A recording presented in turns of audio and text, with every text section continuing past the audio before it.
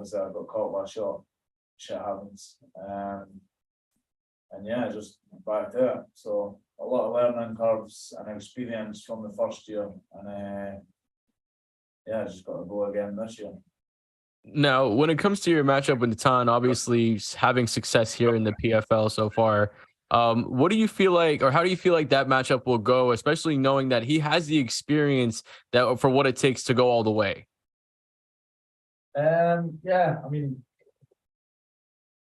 I feel like, you know, we're both experienced. I'm actually more experienced than him in terms of, you know, the number of fights. I seem like a start thing the other day. I've more fights than him, and more ring time or whatever. But yeah, he's obviously won it twice. What I take from that is, obviously I respect him as an opponent. He looks well rounded. He's at a good gym, everything like that. So I've trained hard. I'm going to come and bring it. But I think when he won it, you know, PFL wasn't as big. There wasn't as good fight. Like, look at the level of fighters we've got now compared to back then. So yeah, I think the division's a lot harder now. It's harder to win. Yeah, and maybe that's why he's not won it recently. But he is a good fighter. You know, I've watched his fights. He's well respected. So like I said, I'm in good shape and I'm coming to bring it. Appreciate your time, man. Good luck in your fight. Thank you. Hey, Steve, it's good to talk to you again, my man. You're no stranger to adversity, and it's said that through adversity, there's a path to growth. What can you tell us that you've learned either about yourself or about the game in general since your last fight in November? Yeah, well, what I've learned about, not really learned. I mean, I've been doing this game for a long time now. There's no very much things that, you know, I'll feel or see in the cage that is a shock to me. I know that this is the fight game. You know, it's the highest of highs, the lowest of lows. You know, I did feel like the fight was starting to swing in my favor. You know, I was starting to win the second round. I feel like I was starting to, you know, getting in my rhythm. You know, I started. I think he was starting to tire as well, and then obviously I just got clocked to a shot, and that's sometimes part of the game. That's how it is. But yeah, last year, experience-wise, like, you know, I learned a lot, and it is tough fighting back-to-back, the 4 fights, but yeah, pros and cons. I mean, but one fight at a time. I'm just focusing on this next fight to get the W. Obviously, it'd be good to get the bonus points, get a stoppage, but yeah. We're right smack dab in the middle of weight cut day. Tell us how are you feeling, and what can you tell us about how you feel about your upcoming fight on Friday? Yeah, no. Luckily, you know, I didn't have too much weight to cut, so it'd be miserable if I was like a big, huge weight cutter and you're having to do all the media stuff on the day that you're cutting weight. But yeah, I mean, I feel good. I've got not much weight to cut later. And yeah, I always look forward to the weigh-ins though. It's like Christmas Day. Get some of that good food. Sounds good. Thanks so much. Can't wait to see you this weekend. No worries, man. Thank you. Dave. Hey, Stevie, this is Dave here with Fight Bananas. I always hear that this is one of the toughest season formats, fighting 4 times in 6 months, and you going all the way last year. Do you think, is it a slight disadvantage of you fighting 4 times in 6 months last year, and then now you fighting this year? I hear it almost takes a whole nother year for you to get back to 100%. No, I wouldn't say so. The first year I ever started fighting, I fought 12 times. 7 semi-pro or amateur, and 5 pro fights all in the 1 year. You know, I won all those fights as well, apart from the last one. I like being active, but yeah, I'm not going to lie. Obviously, it's tough. The lifestyle, having to just constantly be away training, dieting. But then there's pros and cons there. You know, the pros, you get paid 4 times pretty quick. And yeah, it keeps you active, keeps you busy. And it's just obviously, it depends on how the fights go. Ideally, you get out, you don't get injured. I was quite fortunate last year. I didn't get injured apart from the first fight I did. But, you know, the last 3 I didn't. So I've had a break over Christmas, you know, enjoyed my time off, beefed up, enjoyed the food, and back to it this year. And yeah, this might be my last year of doing the tournament. Gonna wait and see obviously how it goes and how I feel at the end of it, but that's just kind of motivating me more to give it everything. You know, go out there and try and smash it. Okay. Last question for you, my man. In a perfect world, you said this is your last time in this tournament in the season format. In the end, in the finals, would you love a rematch against OAM, or would you love maybe going against Shane Burgos, kind of the new star of the division? I'm at the point in my career, I just like the big names. I don't really care too much on Shane Burgos is probably a bigger fight for me. Obviously, I'd like to get the one over OAM. I suppose it depends on who wins. Although the money's more motivating for me, not going to lie, I'd rather take the money than the belt. But the belt is something I would like to finish my legacy with as well. You know, it's one of the only things that I've not had in my career that I would still like to have, and that's a world title in a major organization. I won the Cage Warriors world title, but it's not quite the same level as, like, you know, some of the big organizations. So whoever's got that belt, I'd like to fight. Sounds good. Thank you. Best of skill on Friday. Thank you. Hey, Steve, this is Pedro McCord from Combat Sports UK. How you doing today? Good, man. How are you? Doing well, man. You know, you're going up against a guy who's won this tournament twice. Does that change the preparation, fighting a guy who knows how to get to the top, maybe a crafty veteran in that way? Not really, because like I said earlier, like, I think when he won it twice, I'm sure it was like 2018, 2019. It was a few years ago. Since then, you know, there's bigger names. There's, you know, PFL is a lot more global now as well. And yeah, I mean, it's like, look at Pettis. Pettis had won the UFC world title. He's got, you know, he's got a lot of money. He's rich. It doesn't matter. I mean, when you're in there, sometimes it's just down to, obviously, who's the better skilled fighter, but sometimes it's down to, like, who wants it more as well, who's trained harder, or sometimes just, you know, is it your night? I'm in good shape.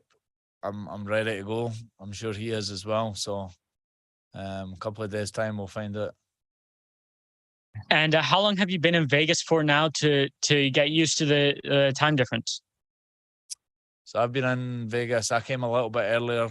I came Saturday night, but I adapted like within one day. I woke up. No, tell a lie. The first morning I woke up at 4:30 in the morning. The next morning I woke up at like 7:30 again. Then this morning I slept till 8:30. So yeah, I'm pretty much on the time zone now. So yeah, I adapt pretty quick. And last one for me. I don't know what the weather's like in Scotland right now, but do you prefer the Vegas weather to the Scottish weather right now? Yeah, the weather in Scotland's shit. It's always is. It is right now. So yeah, I like the sun. You know, you need to be careful being out in it too much before the fight, obviously. I didn't want to go in there all burnt and sunstroke, but yeah, I've been out getting some sun each day. After the fight, I'm going to be here for 2 days. I'll probably go, you know, lie, sunbathe, and eat some pizza and drink some alcohol. Great to hear, man. Good luck on Friday night. Thank you, man. Great talking to you, Stevie. I think it was today, maybe yesterday, depending where you are in the world, your 8-year anniversary of being in the UFC. So my question is, how have you grown as a fighter, AKA who would win in a fight, you now or you back then? Yeah, 8 years ago. It's quite crazy that 8 years ago I made my debut in the UFC. I mean, I'm just glad I've done everything I've done. I'm proud of what I've achieved. And even like a couple of years ago when I kind of semi-retired, like if I did that, I wouldn't have beat Anthony Pettis twice. I wouldn't have fought in Madison Square Garden. First time fighting in Vegas today as well. I wouldn't have got all the great experience I've had with the PFL.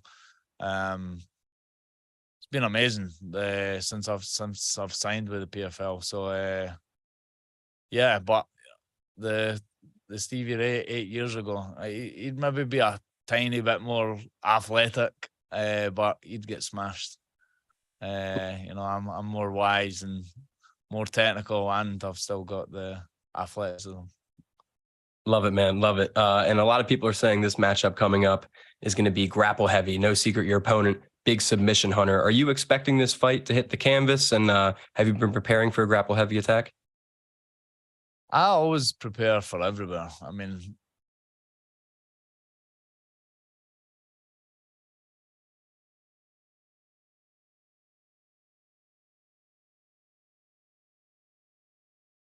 especially when I punch him in the face. So yeah, I'm expecting it to maybe go to the mat. I always like to just see how the fight's going. If I go in there and I start smashing,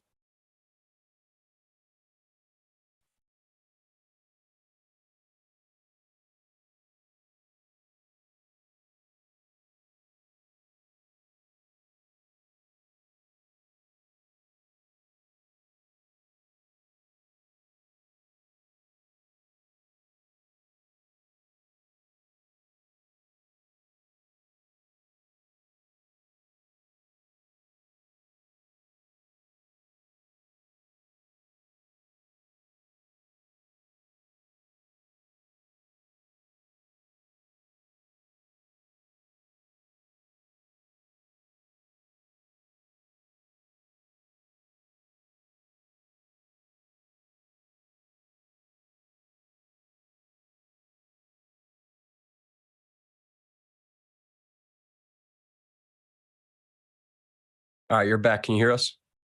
Yep. Okay, cool.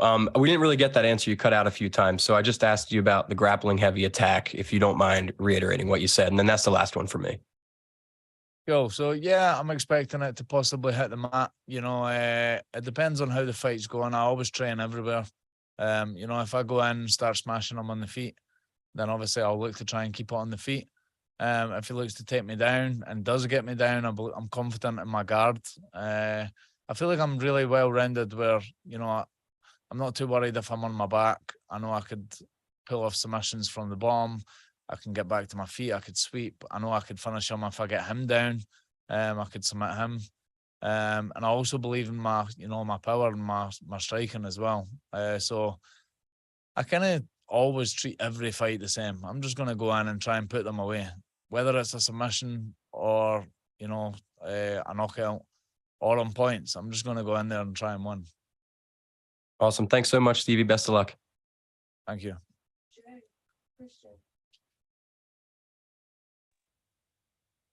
Good afternoon, Braveheart. Jay Christian Gary, Focus Fights Audio. How are you, sir? What's up, man? Yeah, I'm good. Nothing much, mate. I just want to basically ask a couple of questions. First of all, you said earlier that, your dream scenario would be to win the PFL championship at the end of the season. But let's just say this.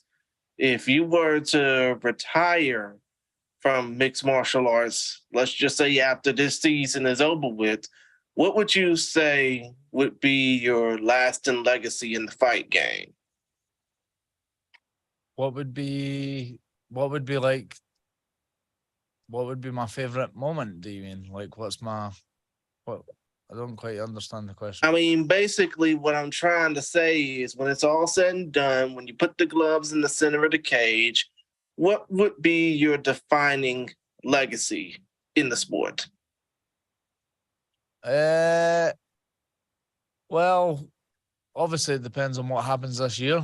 But if I retired right now, I would say that I'd be remembered for beating Anthony Pettis. Probably the one main thing, the top of the list would probably be Twister and Pettis, because one, it was quite a unique submission. It went a little bit viral. He's a former champion. And the fact that I needed the finish to qualify, and I got it done. So that beating Michael Johnson was obviously a big win as well. And then for me as a person, one of my most favorite times of my whole career was when I won my second fight in the UFC. I won by first round knockout. It was at the Hydro in Scotland. I had 13,000 Scottish fans going crazy, chanting my name, and and I got a $50,000 bonus as well. So that was one of the highlights of my career. Wow, that's incredible. Now, when it comes down to this fight against Natan Schulte, I mean, what do you think are probably some of the main points you're going to have to look out for when it comes to facing him?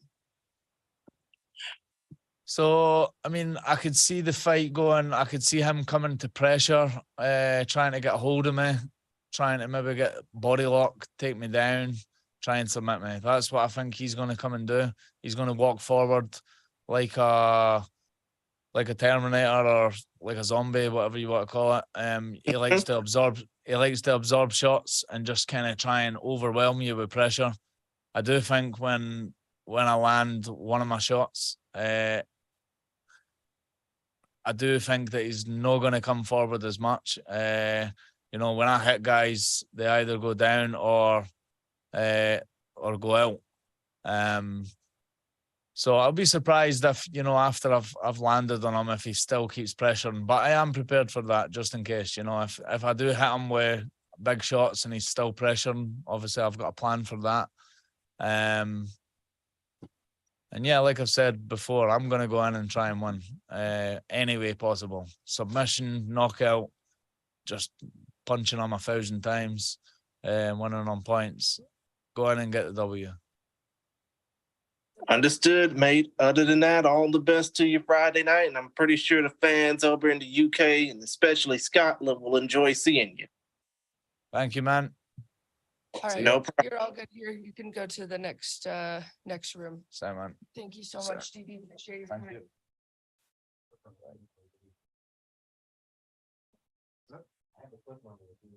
Thank you. You want that spot? No, we ain't going around the top. Thanks, Steve.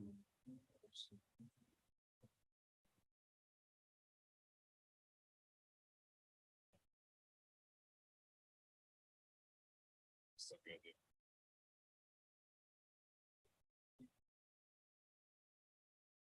Any more question? It better be.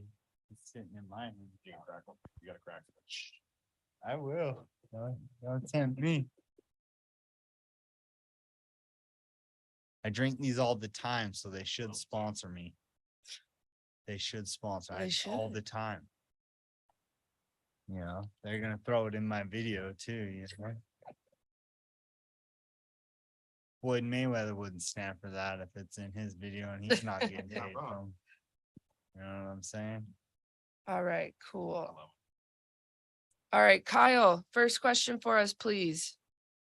Hi, Clay. Kyle from VMTV here. I know there was a tough year for you last year, 2022, inside and outside the cage. How difficult has it been to get that motivation back to come back even stronger this year? You know what they say, hard times create hard men. So you know, I'm always motivated, I'm always driven, I'm always working hard. So yeah, hard times create hard men, and I'm a hard man. What did you learn from your narrow decision losses last year? Like, what was the biggest thing you took from them?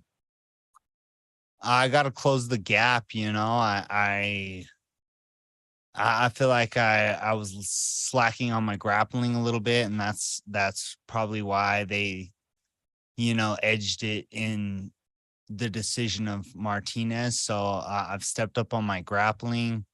I'm a lot sharper there, and I just need to close the gap and set myself apart from these guys a little more and win a little more decisively. So we've been working on what we need to, and we're ready for a new year.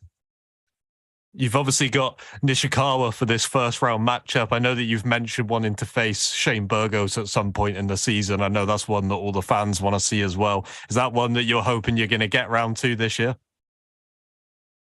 I mean, we'll see what happens this Friday night. See, if he wins over Mercier or not. And that's a banger. So that's usually who they set me up with first. The name was mentioned early before I started fighting Nishikawa. I got the name Burgos first. So it's definitely something I know the PFL is thinking about. It's definitely something I know the fans want to see because that's the banger fight,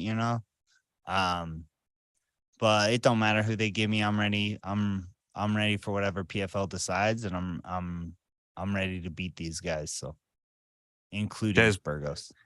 All the best for Friday, mate. Cheers. Thank you, sir. Jonathan Rumlicon, 5 Regions Sports. Hey, Clay. You're one of the more experienced fighters in the PFL and one of the faces of this division. Do you feel, or how do you feel that experience being in the season format for a couple years maybe gives you an edge going into this season? I'm used to fighting a lot. So some people that 6 weeks in between is tough for them. Having the experience and being around and knowing the format and things like that, definitely I feel like is going to give me an edge. We're going to go in and get it done quick and not have to worry about it too much. So appreciate your time, my man. Good luck this Friday. Hey, Clay, Anik Subramanian, Fightbook MMA. Congratulations on the birth of your son. How is your new life balancing being a fighter and a father? My girl is amazing and definitely picks up on my slack when I'm training. And I've been traveling a lot this camp and I've been gone weeks on end getting ready for this. So having her to have my back's helped a lot. She's amazing. I feel like I have a newfound reason to fight, and I feel like that's added fuel to the fire. So it's been a wonderful experience being a father and watching my son grow and like I said, I think it adds fuel to the fire. So awesome. And one more question. I know you have a new coach, and how has your skills evolved since moving on to the new coach? And could you speak more on that? So I'm back with an old coach. So it's an old new coach, I guess. But man, my grappling has improved tremendously. Tremendously. As far as my striking goes, it's hard to think I could get better at striking, but I definitely feel like I've leveled up in that area as well. So yeah, all around, I feel like my game's improved quite a bit, and I'm ready to showcase those new skills and put on a show for y'all Friday night. Awesome. Thank you. Excited for the fireworks. Lorenzo. Hey, it's Lorenzo from the MMA Millisecond. Clay, it's good to talk to you, my man. You're fighting against a newcomer, not only to the PFL, but to the US. As far as I can tell, Yamato hasn't fought outside of Asia so far. Did that present any challenges to you during your preparation? I mean, forget a different promotion. This guy was fighting on the other side of the planet. I can imagine it's hard to gauge his experience and competition level in that scenario. Yeah, he ain't never fought nobody like me. I can guarantee that. He's on a 10-fight win streak or something like that. I think he has 6 draws on his record. He's winning unanimous decisions. So I think he has his hands full. I think he's bit off a little more than he can chew with Cassius Clay Collard. And I'm ready to go prove it this Friday night. No doubt you're looking for a finish. You've had 6 straight fights go to a decision. Is there any sense of pride you take from being able to drag these dudes into the full 15-minute fight and still have a chance to win it at the end of the decision? So we don't want to do decisions no more. I keep losing close ones, you know, so I don't want to do decisions no more. I want to go in there and finish these guys. I feel like I have made the proper changes in my fight camp this year to be able to do that. So I guess wait and see, tune in. And last one for me, I see you got the Mortal Kombat dragon right there on the shoulder. Is that Raiden underneath it? I can't really tell. Yes, sir. That's Raiden. There we go. I'm dying for them to make another movie, man. We really need one. Yeah, you know, I think they need to get rid of the CGI and start doing a little more of the martial arts. I think that's why those old school first movies were so good. It wasn't a whole lot of CGI. It was more just the martial arts, and I think that's what, you know, draws me into the movie. The CGI and the fatalities and all that, they're all right, but I want to see the cool martial arts personally. Let's go. Clay Collar for Johnny Cage. I appreciate it, man. Thank you for the time. Thanks, man.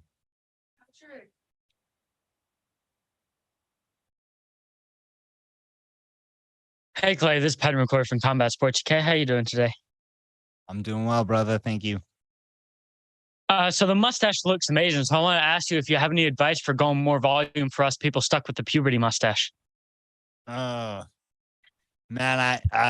I've always since high school I've been growing a good beard, so I don't really have any tricks. It just happens.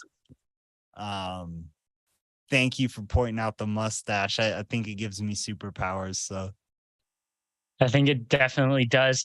And you mentioned to me last week that getting the Martinez fight back, is that still one that you would like to get this season if you know you don't get the Burgos matchup you would like? You know, yeah, I always want to avenge a loss, especially a close split decision like that. So like I said earlier, whoever PFL gives me, that's who I'm going to get ready for. Avenging those losses would be definitely something I'm looking forward to. And last one for me, a former opponent of yours in Max Holloway is fighting this weekend. Can we get a prediction for that one? I'm going to take Max. He's great, you know, so yeah, I'm going to take Max on that one. Great, man. Good luck on Friday night, man. Thank you. Hey, Clay. So you're taking on a 20-year-old hype train. I think it's like a 14-fight win streak or something like that. You kind of touched on this earlier, but are you looking forward to shutting down this hype train? You haven't really been in a position where you're going up against someone this young and this hot as they are now. Like I said earlier, he ain't never fought nobody like me. So, yeah, I'm focused on myself, you know. I don't want to derail him, but I'm afraid that's what's going to happen. So, yeah, I'm prepared. I'm ready to go out and fight.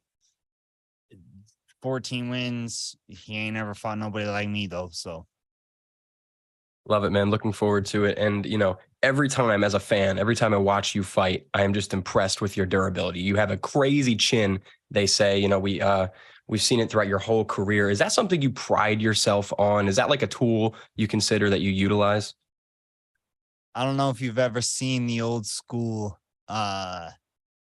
Fairly Odd Parents. Yep. But I like to think of myself as the Crimson Chin. So yeah, you know, I can take a shot, I can give a shot. I just love fighting, you know, and I ain't been put away yet, not in mixed martial arts, so let's go. Not with a knockout, so. Clay, the Crimson Chin Collard. I love it. Thank you very much, man. Yeah, there you go, baby. Chris. Hey Clay, how you doing? Chris DiCarlo from Caged In. I know you are a crossover athlete. You box, you fight MMA. I'm curious, is there any other boxers that you'd like to see crossover to the octagon and fight MMA? That's not something a lot of boxers do. You know, boxers come to MMA is very rare. MMA guys going to boxing, it's happening a lot more lately. I think I was a trendsetter in that sense. I've been there, done that. I was fighting real boxers. A lot of these guys are fighting other MMA guys in the boxing ring and things like that. So yeah, I just feel like I was a trendsetter in that sense. I don't think a whole lot of boxers are going to be coming over to mixed martial arts. It's just not their forte, you know. For sure. And I know your focus is on this upcoming 2023 season, but any chance we see you back in the boxing ring anytime soon? Yeah, and you know, right now my focus is on PFL. I'm not really thinking that far ahead. I'm thinking about that championship. So whatever the future holds, whether I box or I keep doing mixed martial arts, maybe I'll go do something else. I don't know. We'll see. I'm right now I'm focused on 2023. So For sure, man. And last one for me. How was your off season in between seasons? I know you had a long season last year. How's the mind? How's the body? How's everything feeling going into this 2023 season? I said this earlier, hard times create hard men, and I'm a hard man right now. So Thanks, Clay. I appreciate it. Hey Clay, this is Wiz from BetUS. Given that Yamato, this is his first fight in the PFL, before his last decision win, he was on an 8-fight finish streak. How do you feel like this fight will play out? And I know you mentioned that you were looking to get more finishes in the PFL. If we don't put him away in one, we're putting him away in two. So yeah, he's young, he's hungry, he's coming for everything, you know what I'm saying? That's what us fighters do. So I'm gonna derail the train, man. And last one for me. 6 out of those 8 finishes in that win streak were by submission. Do you feel like he's going to try to take you down to the mat in this fight? And how was your preparation for that in this fight? I feel like he's desperately going to try to get me to the ground, especially after I start putting my hands on him. Like I said, I've switched camps. I've been grappling probably more than I have in years, and I am prepared. So yeah, we're ready wherever the fight goes. I feel like I'm better. So yeah, I feel like I'm better all around on the ground, wrestling, jiu-jitsu, boxing, kickboxing, wherever he wants to take it, I'm gonna dominate. So thank you, Clay, and good luck. All right, Jay Christian, our last question, please. Cassius Clay Collier, Jay Christian Gary at Focus Fights Audio. How are you, sir? By the way, how's the kid going? The baby's amazing, man. Thank you. Okay, no problem. I just wanted to ask a couple quick questions. First of all, we've been talking about your upcoming fight with Yamato Nishikawa, who is obviously a star in Shudo and other Japanese organizations. I mean, is there one thing you would hope with him coming into the U.S. and this being his first fight in the United States that he has learned about you going into this fight? I'm a bad man. If you don't know that, he's soon to find out. Understood. When it comes down to the fact that you are also a boxer as well, I can't help but notice that just a few hours ago, it's been announced that Nate Diaz will take on recent PFL signee Jake Paul in a boxing match on August 5th in Dallas. Do you feel like you have a type of interest in that fight, knowing that it's one of the greatest MMA fighters of all time versus Jake Paul? I'm gonna take Nate Diaz on that. He's definitely got a pair of hands on him, throws a lot of volume. I feel like his boxing is a little underrated, so I am gonna take Nate Diaz on that. But yeah, shout out those guys, man. They're doing it. Understood, because I know you basically talked about boxers wanting to. I know you talked about you facing real boxers. Obviously, Jake is going back to the well fighting MMA guys. But still, though, one more question I want to ask is that considering the fact that you're boxing and doing mixed martial arts, and your dream scenario is probably wanting to end the PFL season with a title win, let's just say if you were to retire now and hang up both sets of gloves, what would be your lasting legacy in combat sports? Man, I just want to be a fan favorite. That's why we do this, right? It's to entertain the fans. So I want to go down with people thinking, you know, I always put it out on the line, and I was a fan favorite, man. So understood. Other than that, good luck against Nishikawa on Friday. We really hope to enjoy it. thank you, sir. No problem. All for today. You can just head it up on there.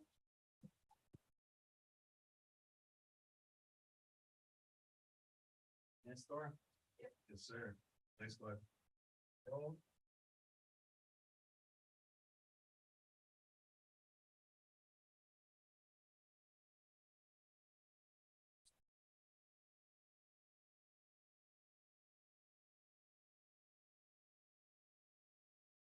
Much.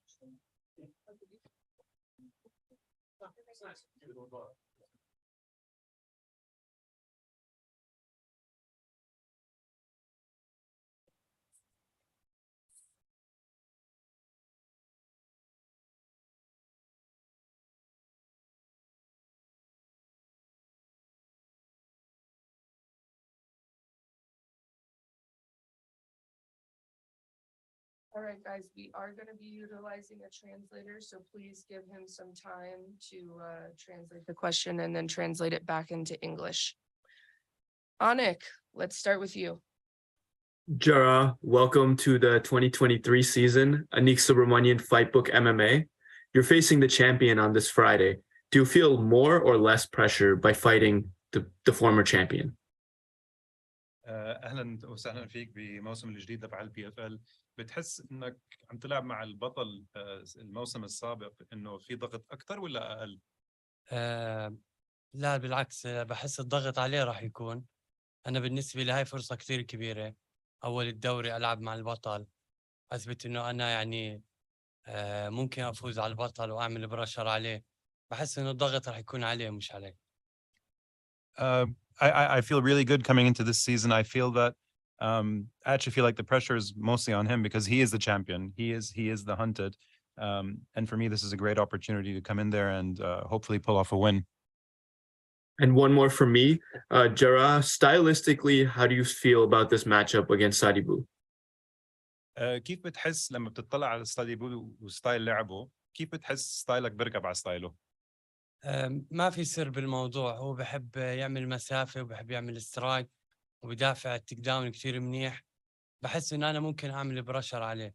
انا شفت كثير فايتات لساديبو، بحس انه انا هو ما بيعرفني مثل ما انا بعرفه. انا بعرف كثير اشياء عنه، شفت كثير اشياء، بس هو كثير في لسه اشياء عندي ما شافها، فممكن راح يتفاجأ كثير بالفايت. I think stylistically it's no secret where he and I excel. Sadibou likes to maintain distance, likes to strike, has very good takedown defense. But I feel that I've watched almost all of his fights, and I think I've seen what he can do. And I'm not sure how much of my fights he has watched. So I think I still have a few things that he maybe hasn't seen in my game that might come out during the fight. Good luck on Friday. Thank you. Jonathan. Jonathan Ramlakan, 5 Region Sports. Jarrah, I met you last year in the Challenger Series for the PFL. How would you describe the journey going from the Challenger Series, going through your first regular season, now coming into your second season? الشاب تعرف عليك السنة الماضية بالتشالنجر سيريز وحب يسلم عليك و بده يعرف انت شو حاسس، يعني كيف كانت مسيرتك لهلا مع البي اف ال؟ بلشت بالتشالنجرز، لعبت موسم السنة الماضية وهلا رح تبلش يعني سنة ثانية مع البي اف ال. هذا رابع فايت لي بالبي اف ال. بصراحة متحمس كثير لهذا الدوري، صرت اعرف كثير اشياء عن البي اف ال. أظل فايت رقم 4. بصراحة المستوى هون كتير عالي، بحس أنا هاي السنة جاهز أكتر من أي وقت مرق، فمتحمس كتير ومستعد إن شاء الله أكتر من أي وقت. This is my fourth fight with PFL, and I'm really looking forward to this season. You know, last year and my 3 previous fights with the PFL have taught me a lot about the level that's required, the discipline that's required is making weight more frequently in a year. And I feel like my level since I last fought here has gone up quite a bit. I managed to work on a few things, and I'm more prepared than I ever am. Now, you talked about Sadibou not knowing your style too much. 12 of your 17 wins have come by finish. How are you able to continue to finish fights even though they know stylistically you are a finisher? انه ساديبو يمكن ما بيعرف كثير عن ستايلك، بس الكل بيعرف انه انت مخلص 12 من 17 فايت لهلا. كيف رح تقدر يعني كيف انت بشكل عام تقدر دائما تخلص الفايت؟ شو اللي بخليك دائما تدور على الفينش بالفايتات؟ ممكن لاني اول فايت بحب ادرس منيح الخصم، بحب اشوف الاشياء اللي هو بيخطأ فيها، بعمل برشر عليه، بعرف وين اضغط على الخصم. مثل ساديبو صراحة انا حضرت له كتير فايتات وعارف كيف اسكر عليه كل مكان، بحس انه عندي الطريقة اللي افوز فيها عليه. What I like to do in general, and what helps me with my fighting style, is I like to really study my opponents. I look at their pros and cons. Where do they excel? Where do they maybe have some areas to work on? And I try and find points where I think I can implement my game well. And I feel like I've really prepared quite well for this fight, and I'm very excited to be facing Sadibou.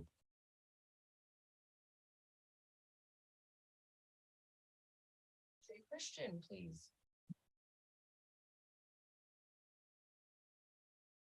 Jay? Okay, we'll go to Lorenzo. Hi, Jarrah. It's good to talk to you. You have a good amount of KO and submission finishes on your record. Right now, you're matched up against the championship striker in Sadibou Sy. Which aspect of your game do you think will get the most work on this Friday? انت بشكل عام عندك كثير كي اوز وسبمشن على الريكورد تبعك، بس هلا رح تلعب مع ساديبو اللي هو معروف بالسترايكينج تبعه. شو نقطة الجيم تبعك اللي انت بتحس رح تفيدك بهاي المباراة؟ بحس انه هو راح يكون دائما خايف انه ينزل معي على الارض. انا بلاك بالجوجيتسو، بحس انه السترايك تبعي ملائم للسترايك تبعه. بحب العب مع حدا بيلعب بهاي الطريقة. راح يكون هو اللي مش عارف باي مكان حيكون بجوا الكيد، ما بده اعمل له تيك داون، بده يضل يحافظ على المسافة. انا بعرف كيف اسكر على هاي المسافة، مش شرط اعمل له تيك داون، ممكن انافسه على السترايك كمان، بس هو دائما حيكون حذر من التيك داون، ما راح يكون مرتاح جوا الكيج، انا حكون مرتاح اكثر منه. I think it's no secret that grappling might be a pretty big part of this game. I am a jiu-jitsu black belt, and should the fight go to the ground, I'd definitely be looking to use those skills. But I also like to strike. So I think what's really going to help with this fight is mixing it up and keeping Sadibou guessing whether we're gonna keep the fight standing against the cage or make it into a jiu-jitsu fight. Your nickname is the Jordanian Lion. There's a ton of history that comes out of Jordan. What can you tell us about your home country, your hometown, how it helped shape you as a person and as a fighter? انت اسمك الاسد الاردني، والاردن معروف عنها يعني تاريخ الاردن والاثار اللي موجود فيها. شو بتقدر تحكي لنا عن حياتك بالاردن وكيف هي ساعدتك تجهز انك تكون فايتر؟ يمكن احنا بالاردن في عدد كتير قليل من المقاتلين. بنحاول دائما نوصل رسالة انه ممكن حدا يطلع من مجموعة كتير بسيطة كتير قليلة يوصل للعالمية ويقدر ينافس بأعلى المستويات.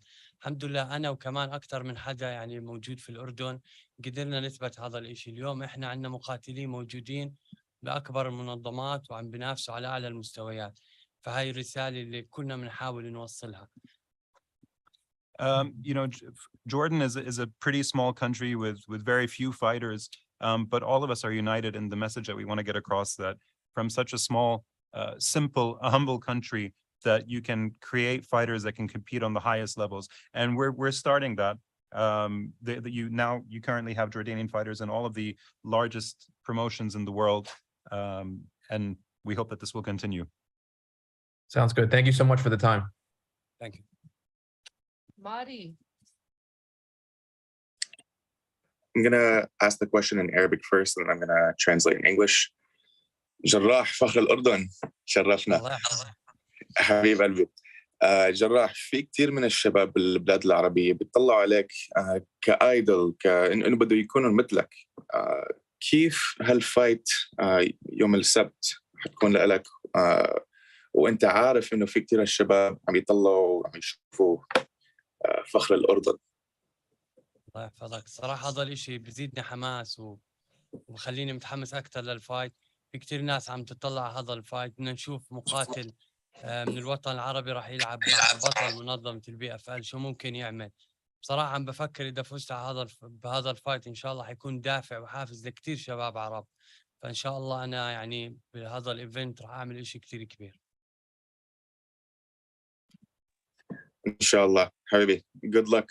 My Thank question you. for Jarrah was, given that you're from Jordan, there are a lot of the younger fighters in the Arab world that are looking up to him as an idol, and how he feels going into this Saturday, knowing that these guys look up to him and want to see him win. You want to translate the answer? Yeah. So he's really encouraged by the support that he gets from the Middle East. There's a lot of excitement among the Arab fighters and fan base that there is an Arab facing a champion. And he really hopes that with a win here, it would serve as a great motivation to all of the Arab fans in the Middle East and abroad. All right, thank you. Mills, let's go with you. Hey, how's it going? MMA Locker Room, part of Puff Sports Radio. I just had a question. I've seen your fights in the earlier days in the other promotion with Brave, and I mean, you were explosive. You was finishing fighters off of leg kicks, off of submissions. Now you're in the PFL. I remember your first fights last year too in the Contender Series. You faced your first loss this time. Did you go back to your training camp and change anything, or are you coming out to just prove your rights and wrongs? هو كان حاضر الفايتس تبعونك ببريف، وشاف قد ايه انت يعني بتلعب ستايل كتير حلو، بتخلص على الخصم تبعك. وكملت هذا الاشي لما لعبت بالتشالنجرز سيريز. هلا خسرت اخر فايت للاسف. غيرت اي اشي بالكامب تبعك هالمره، ولا خليت الكامب مثل ما هو؟ اخر هذا الفايت جهزت بفلوريدا، الكامب تبعي كان بفلوريدا. غيرت كتير اشياء، حاولت أضبط الأشياء اللي حسيت إنه لازم تتعدل عندي. تجهيزي كان مختلف عن أي مرة بحضر فيها المرة، وإن شاء الله بهذا الفايت راح يبين كل إشي، وراح يكون في إشي مختلف ما حدا بيعرفه عني. So I did change quite a few things for this fight. This fight camp actually took place in Florida, and I made quite a few changes. And we worked on quite a few things that I haven't worked on before, and hopefully the results will show in the cage. Got it. Like to hear that. So definitely we're going to see some new wrinkles to the game. You're already explosive with those weapons. So a little bit about your nickname. They call you the Jordanian Lion. And then, you got your other guy that you're fighting. They call him the Swedish Denzel. Just based off the nicknames alone. I mean, I think I would go with the Lion in this fight. What do you think? انت اسمك الاسد الاردني، وخصمك لقبه the Swedish Denzel Washington. تعرف مين Denzel Washington؟ لا. He actually isn't sure who Denzel Washington is. ممثل بهوليوود. فهو عم بقول الأسد ضد الممثل بهوليوود، أكيد الأسد راح يفوز. شو رأيك أنت؟ طبعا الأسد بالآخر راح يفوز. سموني الأسد لأنه بصراحة بقاتل لآخر لحظة. كتير في فايتات خلصتها بالثواني الأخيرة، فما راح يكون فايت سهل على الممثل. So he thinks that a lion should technically beat a Hollywood actor, but the origin of his nickname stems from the fact that he's known for always fighting to the very end, and you see that in a lot of his fights and his record, that a lot of his finishes have come towards the end of the fight. Good luck. Can't wait to see you fight this Friday. Thank you. Awesome. Thank you so much, Jarrah. Thank you. Appreciate your time today. You can just go right in there to that door right there. Thank you, guys. Thank you. All right, guys, I'm bringing Natan in.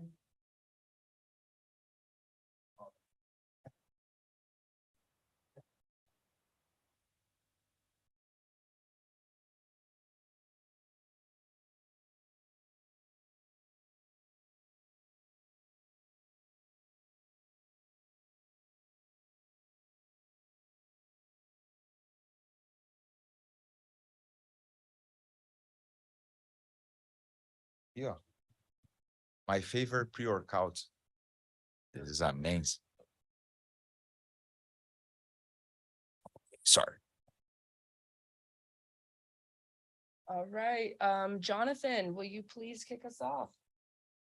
Jonathan Ramlicon, Five Region Sports. How you doing, Natan? Appreciate you taking the time. You're one of the PFL originals. You've been here since 2018. Obviously, you've grown tremendously as a fighter. I want to know, what have you seen as far as the evolution of the PFL from when you first joined to now? É, ponto. O que você tem visto de evolução? Que você é um dos originais aqui na primeira season. O que você viu de evolução desde aquela primeira season até hoje? Yeah, the PFL is like so different than the first season, you know. In the first season, like you fight twice in one night, you know, like more fights, like cut more weight, you know.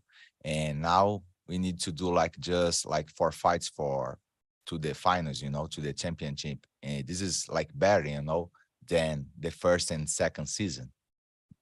Now, even though you've been in the PFL system for so long, what are some tools that you were maybe able to add during the off season to come a little bit sharper this year?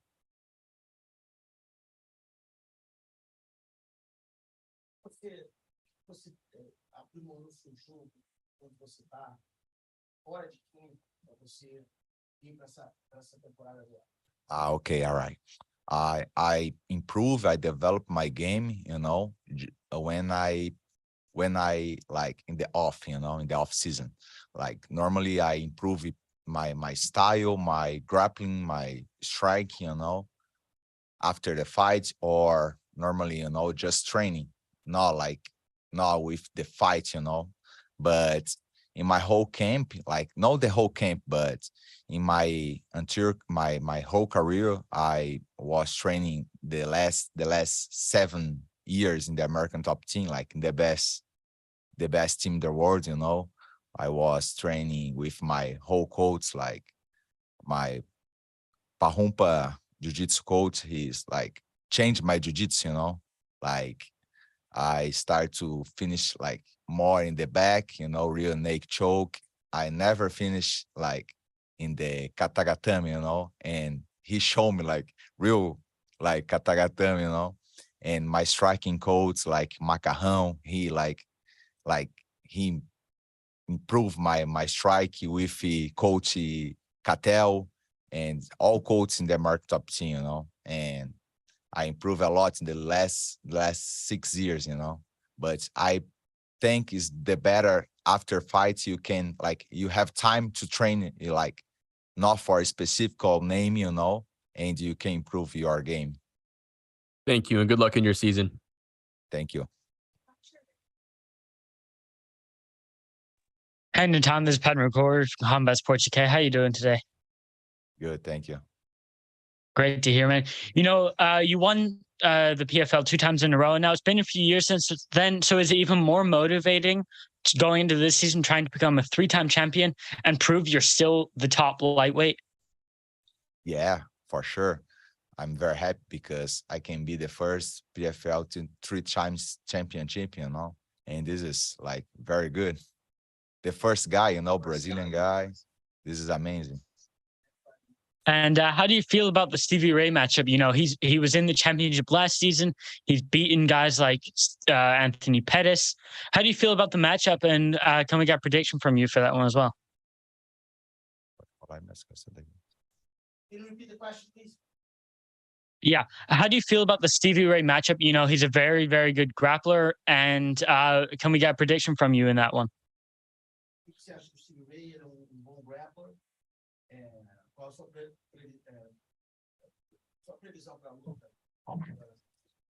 I think the finish in the first round, you know, he's a good grappling, you know, he's a good jiu-jitsu, but my jiu-jitsu is more aggressive, you know, and I think I can finish this fight in the first round. Great to hear, man. Good luck on Friday night. Thank you. Anik. Natan, Anik Subramanian, Fightbook MMA.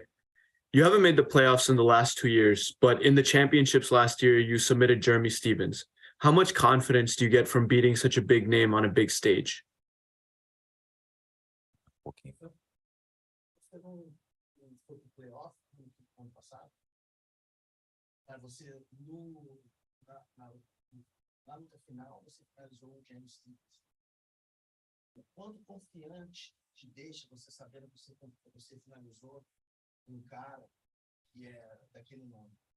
Steve is a tough opponent, and I finished him in the second round.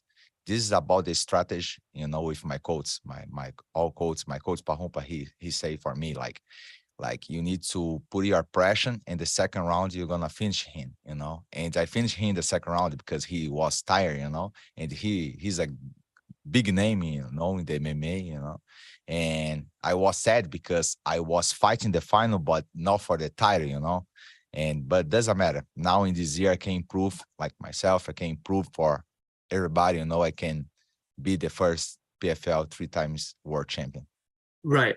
And now if you become the first 3-time PFL world champion, would you consider yourself the best PFL fighter ever?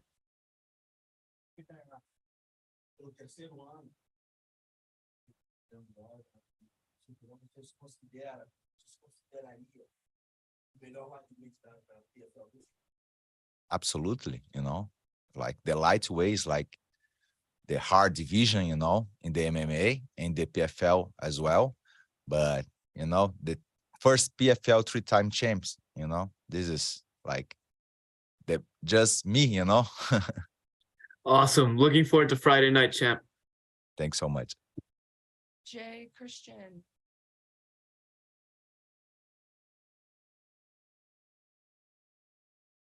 Right, Lorenzo.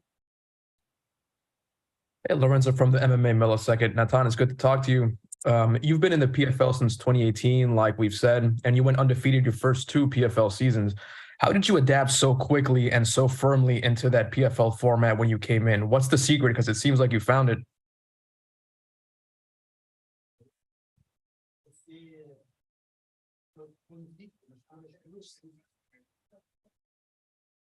O que você acha que você adaptou tão bem no formato do PFL que fez com que você ficasse invicto durante, sei lá, 10 minutos?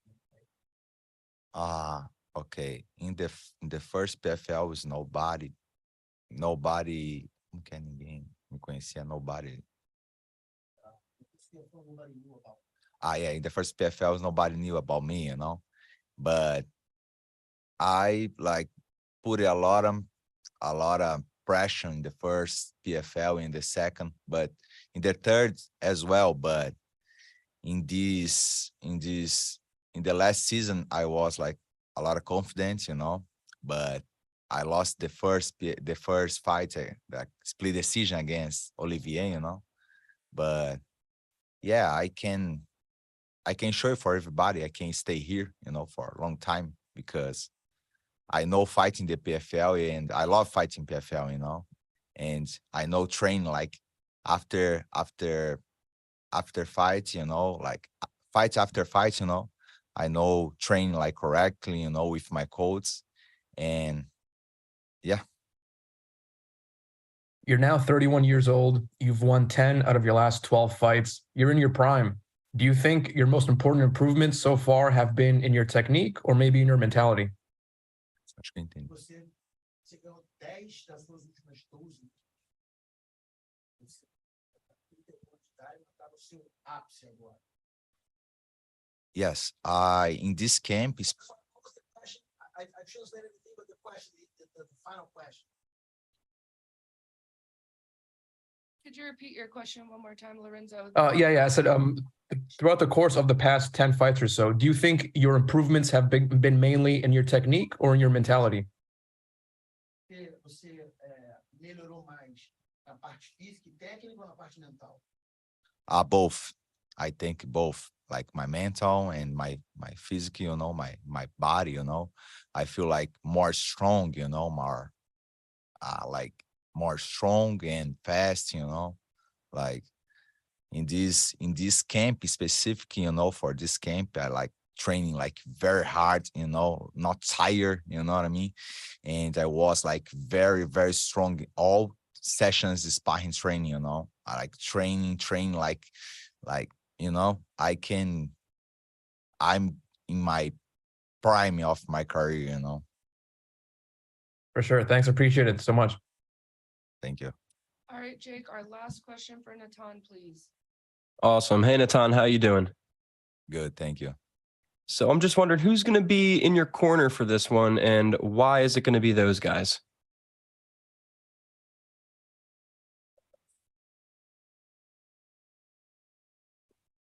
Oh, my corner is the same, you know.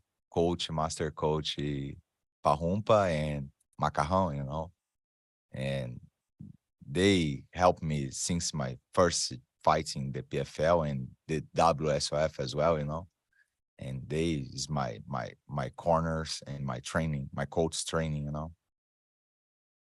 And I know you said you're training, you're striking, you're grappling, your cardio, but knowing how much you love to get that submission and knowing that Stevie Ray is also good on the ground, who do you think is the better grappler in this fight?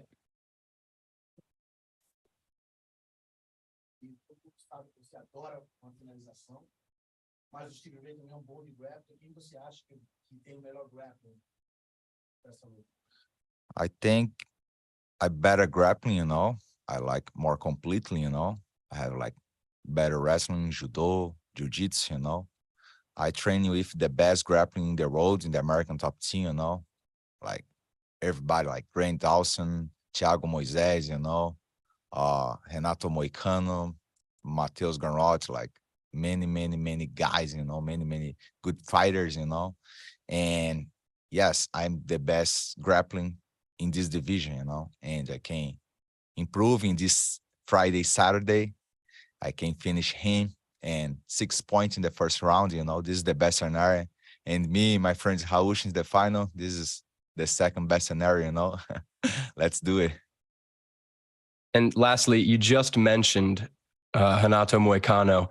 He has a big fight in a couple weeks coming up against Arman Suzukian.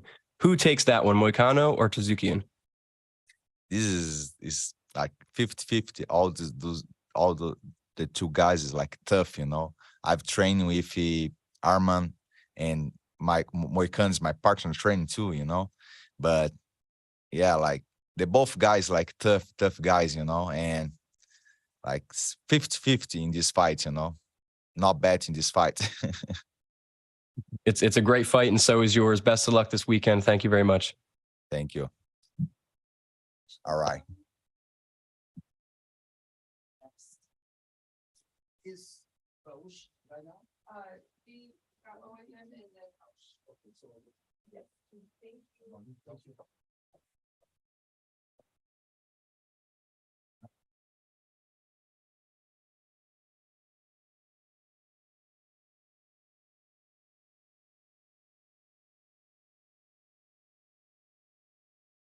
Hey guys,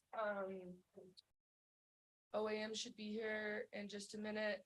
You want to take a little break to go get some water or a piece of pizza or whatever. I'm hoping he'll be here within the next few minutes.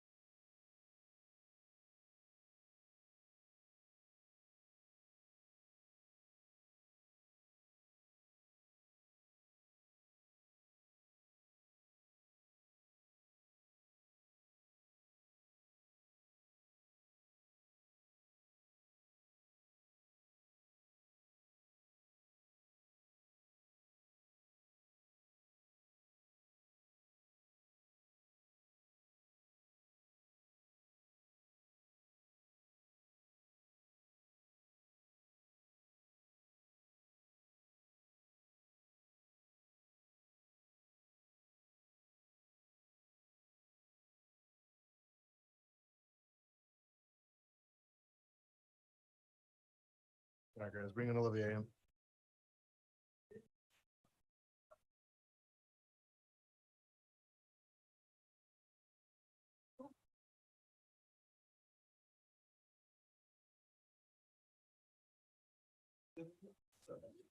But then I saw you in person. I'm like, oh no, I can't get that thing. We're all good. We're all good.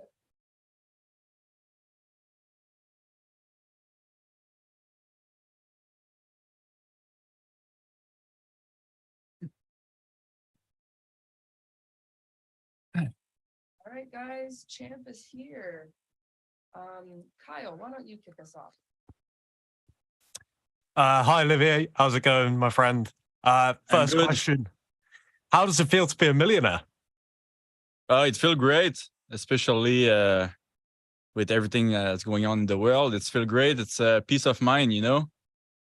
Peace of mind until fucking banks are going bankrupt, but still good. So, yeah. Having already faced and beat a lot of the people who are back in the tournament this year, who do you think presents the biggest test to you? Do you think it's Shane Burgos, who obviously you've got in this first round?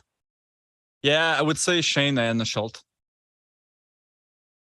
Having watched Burgos' career through the UFC, what have you made of him up to this point, and how well do you think he'll do in the PFL?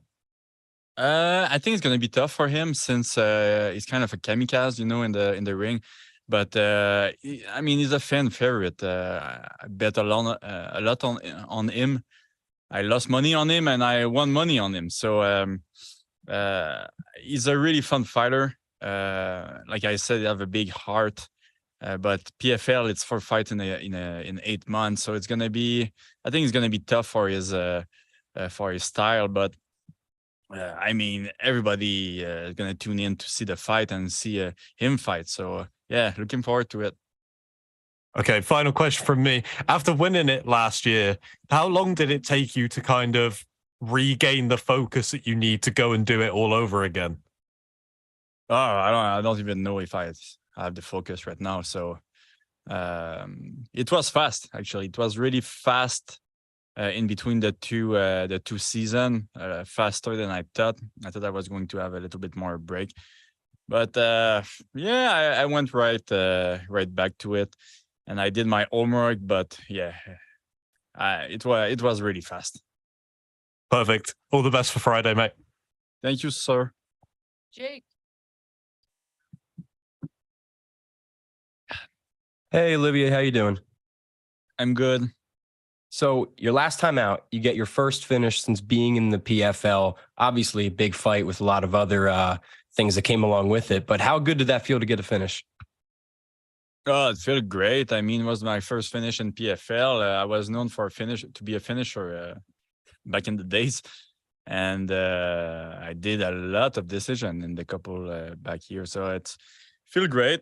And, you know, you always try to be ready for 5 round or 3 round. But to finish a fight before that, it's like a job well done. You know, it's don't need to do anything anymore. So it was great feeling. And I've been asking people this kind of in future tense, you know, what will feel better, but I can ask you in past tense, what felt better, $1 million or becoming the champion? I didn't really use my $1 million. So I would say becoming the champion. It come with a lot of things. So yeah, I would say becoming a champion. And I'm just curious, have you bumped into Shane at all yet this week? Because, you know, he's moving up a weight class and you're moving down a weight class. So is he the bigger man?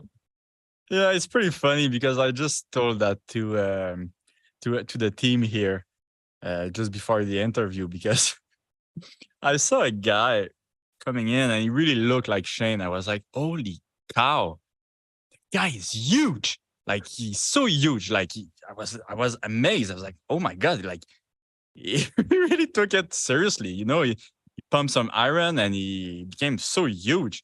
But then I saw him just right now. I was like, oh, I don't think it's the same guy. I think it was a different guy. And I was kind of like excited, you know, about the him being so huge, like David against Goliath.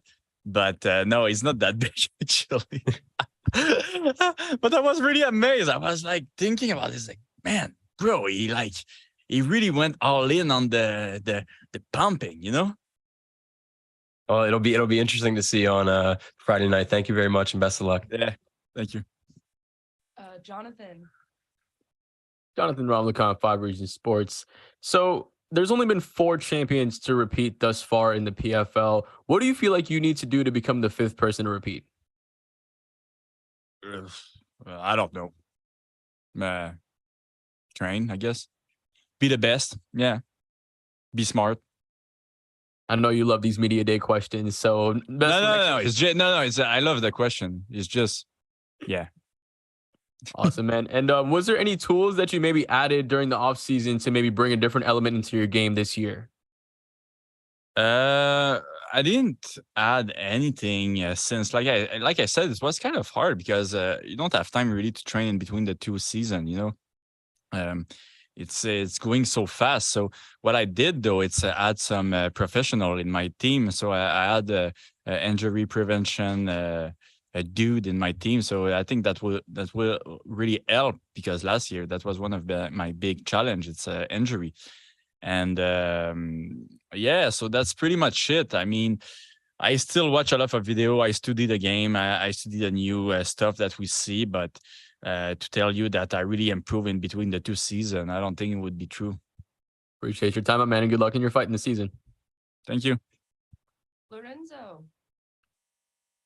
Hey, it's Lorenzo from the MMA Millisecond. Olivier, it's good to talk to you, my man. You've talked about how demanding the full PFL season is, how important it is to pace yourself in your training and in your fights throughout the year, you know, dealing with injuries, dealing with fatigue. After you won the championship in November, we saw you let out a couple of loud yells in the smart cage after you finished Stevie Ray. How much of that emotion was happiness and how much of that emotion was just a release of all the stress, all the frustration throughout the year? I would say 90% release and 10% happiness. But the good thing is happiness coming after, you know. It's when you win and then you can pass the rest of the vacation with your family. I think that was truly a joy for me, you know. I really had a lot of happiness during this Christmas. And you know, I was absent for a year. I didn't see my friend. I didn't really see my family because of the training and everything. So to see them and not thinking about fighting was really, really great. And yeah, I think from everything, being with my family after this accomplishment was the best thing. I mean, I was recognized everywhere. I didn't really like that actually. But being alone with the family is the best thing. You're a simple guy. You've talked about how winning the belt, winning the money hasn't really changed who you are or how you go about your daily life. Does that just speak to your level of confidence in yourself? You know, like you've always known you were going to be a champion all along, so it's no surprise, no shock to you now that you've done it? I'm not really sure what's the question, to be honest. Was it just you know, you seem so calm since your championship win, so I'm just wondering, does that just speak to your confidence in yourself, like you really knew that you had this in you all along? It's no shock to you? Yeah, I do think so. I'm really confident in my skills, and the other thing, it's I accomplished what I had to accomplish, and I mean, I'm happy with the career, and this is just a bonus. But yeah, I have to say I'm pretty confident in my skills and my in how I fight in my my training camp. So yeah. All right, and last one for me: is it true that if you win the PFL title again this year, you're going to give away free bidets for everybody? 3 bidet? Free bidets. I don't know about to everybody. Who's hey, everybody? Your fans at least. I don't know. That's not possible. That's not even like the mathematics of your question is not good. I'm not sure how much a bidet costs. I thought they were kind of cheap. No. What do you bring those guys? Like, thank you. No, but no, maybe I'm gonna buy one to my my coach. All right, let's go. But yeah, Thanks. since I have this, like it's so great, you know, the bidet. Like you know, us fighters, you know, like we go to the bathroom and we stand up when we piss, you know. But with the bidet, I don't. I don't anymore. I just sit when I go to the bathroom. Gotcha. Thanks, Olivier. I appreciate it. I can't wait for Friday.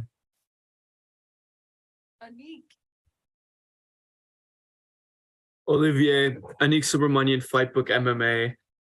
You are the champ. What would it be like? What's it going to take to bring a PFL event to Canada so you can finally fight at home again? I don't know. You have to ask a PFL. Got it. And one more. You are the champ. You're fighting a dangerous opponent in Shane Burgos. What do you think is the most dangerous part about his game? He's crazy. He's truly crazy. He's going for broke. So I think he's a really, really dangerous fighter. He have a good skill set, and his boxing is really good. I think that's his main strength. But he have weaknesses too. So like right now, where I am in my head is I just want to know what's gonna happen. I think it's an interesting matchup. Anyway, for me, it's motivating, and that's what motivates me. It's what's gonna happen on Friday. Awesome. Best of luck on Friday. Thank you.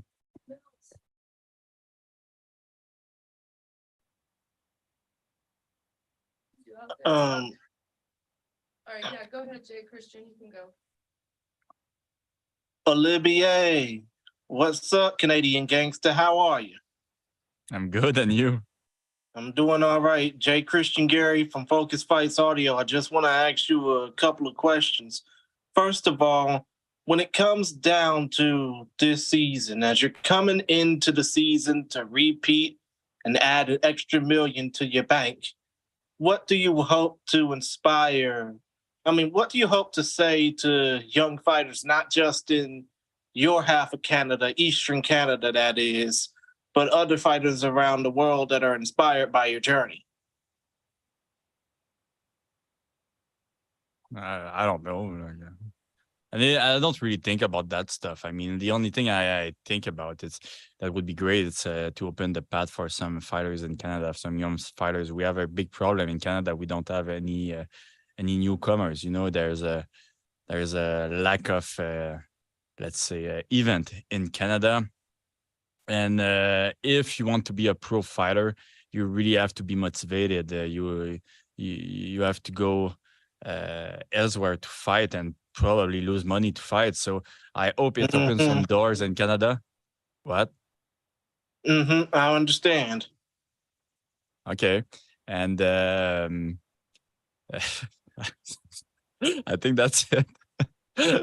So yeah, I hope to open some and to show people that you like, the goal is not necessarily to go to the UFC. It's if you want to be treated well and to I don't know, to have a like to be part of something maybe bigger. PFL could be the way. Understood. And when it comes down to this fight that you got with Shane Burgos on Friday, which is also going to air on, I think, TSN and RSN in Canada is what? No, TSN and RDS in Canada. Mis apologies. My apologies. But when it comes down to this fight, what do you hope that Shane Burgos has learned about you? I hope he learned everything about my bidet, I would say. None. I can understand that. With all that in mind, bon chance on Friday, and I hope you do the best. I hope you do well, man. Thank you. No problem. Where do you get those guys? Thanks, Jim. Thank you.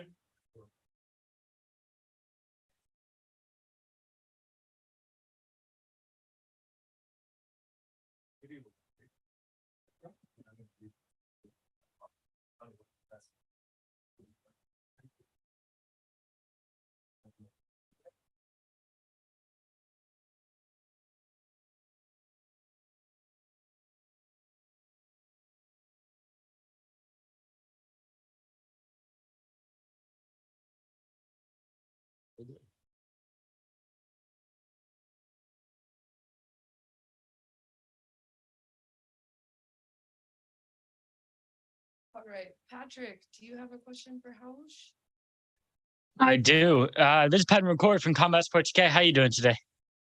Very good, thank you. Great to hear, man. You know, last season you lost to the man who went on to win the whole thing, OIM. Is that a fight you would like to get back this season? Yes, I think it's important we return for the point of the defeat and overcome. So definitely, I think this mentally something, if happens, is gonna be nice and I'm gonna be ready. And does knowing you can get to the pinnacle of the PFL, you know, get into the championship, does that help you in your preparation, having less nerves on the higher stage?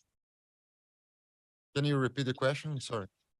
Yeah, man. Knowing that you can get to the pinnacle of the PFL, you know, winning the championship, does that help you feel less nerves and less pressure when you're fighting on a higher stage? Not really. I think the nerves always come in any fight. If I think like in the whole season about the tournament, the belt, the million, these put some weight on my shoulders, and I think it's not good to carry this weight. But every fight I treat as a championship fight. So every fight is important. Doesn't matter if I score points. If I score 6 points in the first fight, I want to score 6 points in the second fight also. So every fight is important to me. And the last one for me, how do you feel about your matchup with Martinez, and how do you see that fight playing out? Personally, I really like this guy. He's respectful. I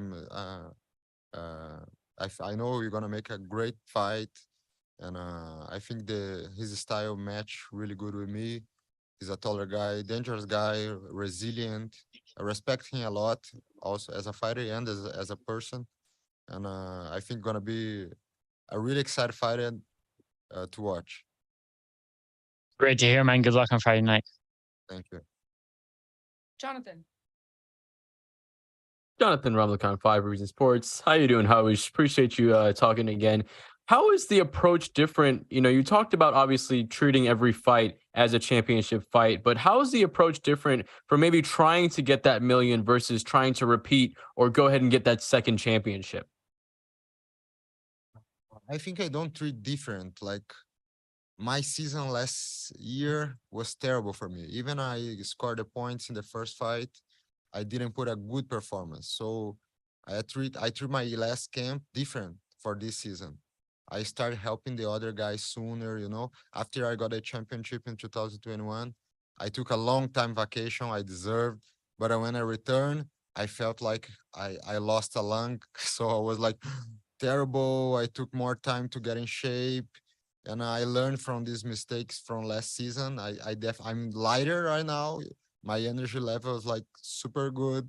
I'm making the best weighting cut. I think we make a couple changes, but again, like prepare for the. I try to not thinking about it like the whole championship.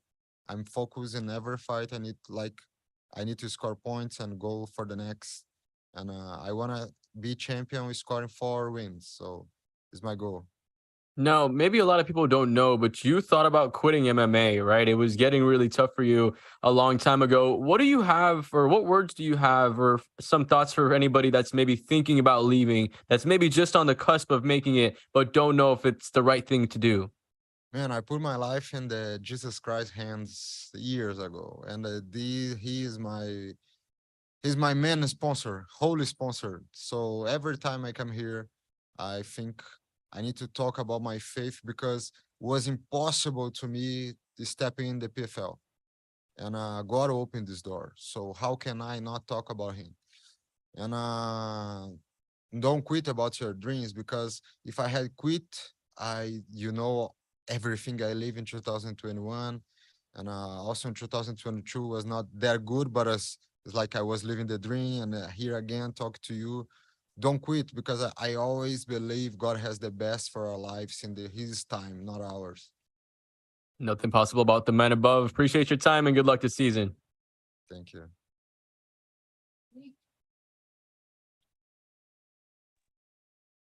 Hey, I don't think I heard. Oh, you said Jake. My bad. I couldn't tell if it was Jake or Anik, but I'll go if you don't mind, Anik. Go for it. Okay, cool. Hey, Raush, how are you doing? Good. So this season, there's three things that come to mind as a fan, right? The $1 million, the title, and revenge on Olivier. Which one of those is front and center in your mind? The title. First to be a champion. Then I think the last one is to revenge our defeat, because this is consequence. If it's not this year, it's gonna happen next season. So my focus is do a good season. Don't pull the handbrake. Don't finish the fight with 20% gas in the tank.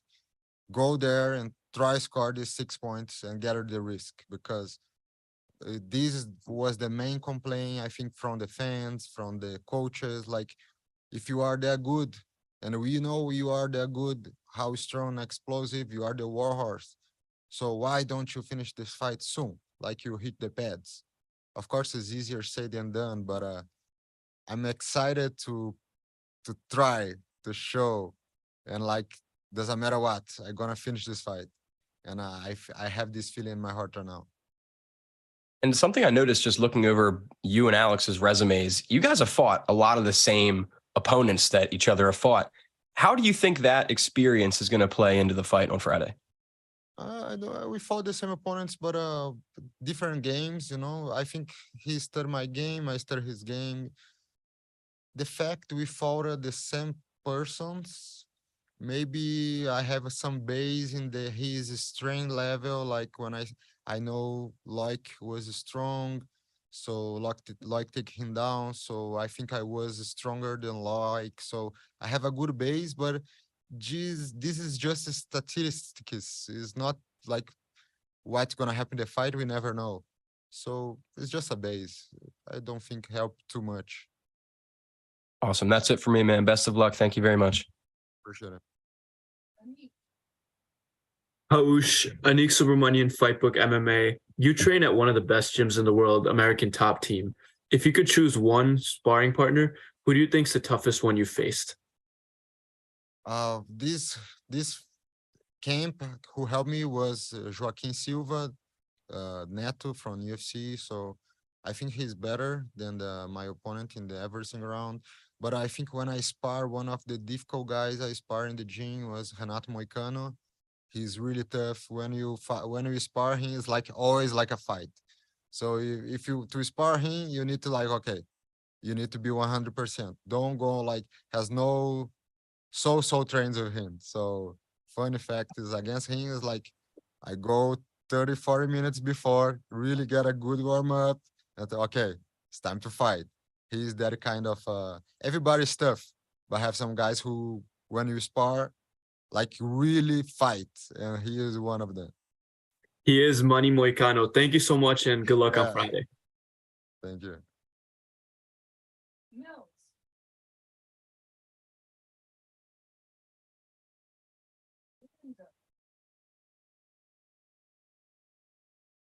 Bills. Hey, how's it going? MMA Locker Room, part of Puff Sports Radio. How's it going, Raush? Very good, thank you. Good. So, I mean, after being undefeated in the organization, facing your first loss, what's the confidence like? I'm excited. I want to prove this loss was because winning loss you really don't control, right? But the fact I lost, I'm hungry to score a win. Doesn't matter what, to try my best. And I'm not even thinking in losing this fight.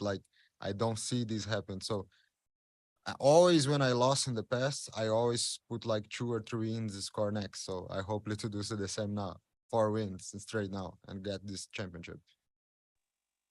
Got it. I mean, being in Vegas, what have you enjoyed your best experience out there so far? Are you doing any gambling? You watching any shows, or are you just doing some tape study on your opponent? I tried to watch the Magic show here in the hotel last night, but it was already over when we went there. We were late to watch it. And man, the buildings are awesome to take some pictures. I went to Bellagio yesterday and saw that a water show in front of the casino in the hotel is nice. And especially for me who are not American, we always see Las Vegas from the movies. So when you see here, like, look, I saw this like in so many movies, and now I'm finally here. Actually, it's my second time here in Las Vegas, but at the first time I was too short, and but right now you never enjoy that much because you can eat. So if I've been here with no diet, it would be a lot better. But it's nice. It's nice. It's a nice place.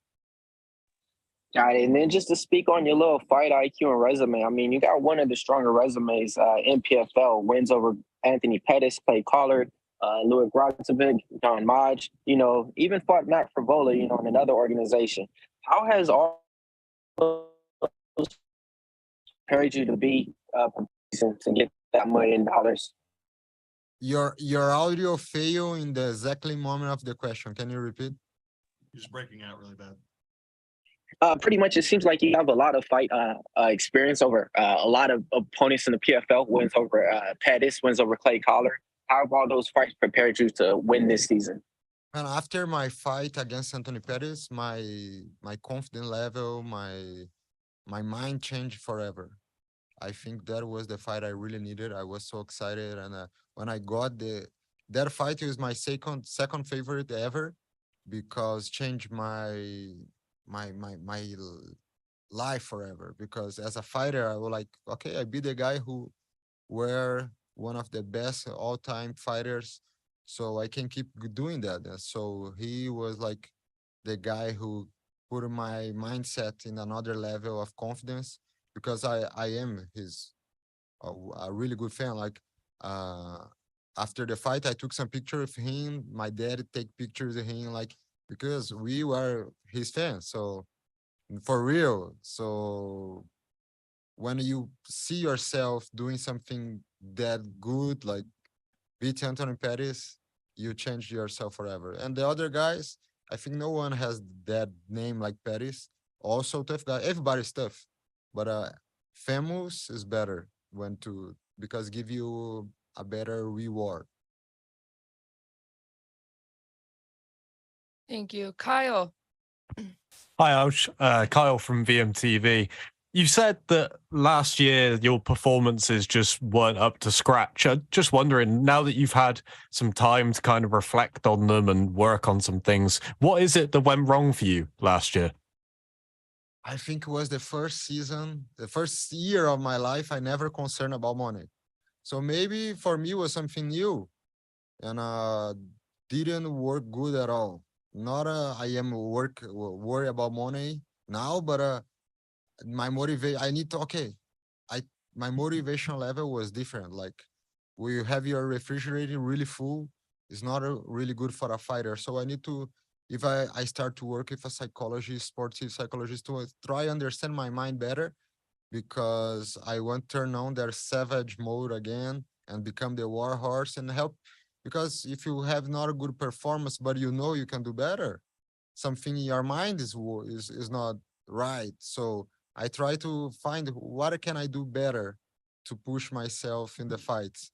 And I learned with these mistakes, like, I think the worst thing could happen, because I won against Domaj, because I was lost in by points and I won the fight. So when you won, even if you made a mistake, you repeat the mistake because you won.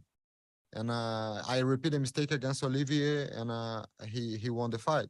So now I totally learned, like, okay, I can't be the same person who I was last season. I need to be different. And I totally motivated to be a best version of myself. Well said, mate. All the best for Friday. Thank you. Thank you so much, Raush. Appreciate it, guys.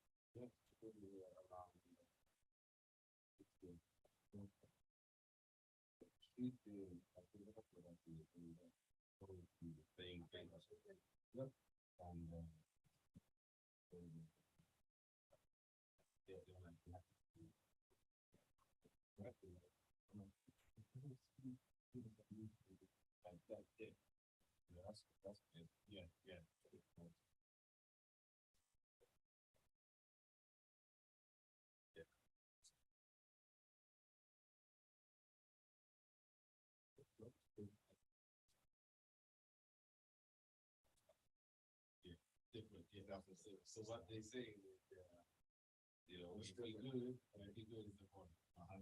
Yeah, we shoot first. So the thing is, I want, I know she was so hurt. Yeah, so I was like,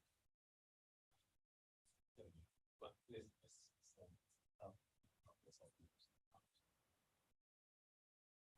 yeah, you're on my mind.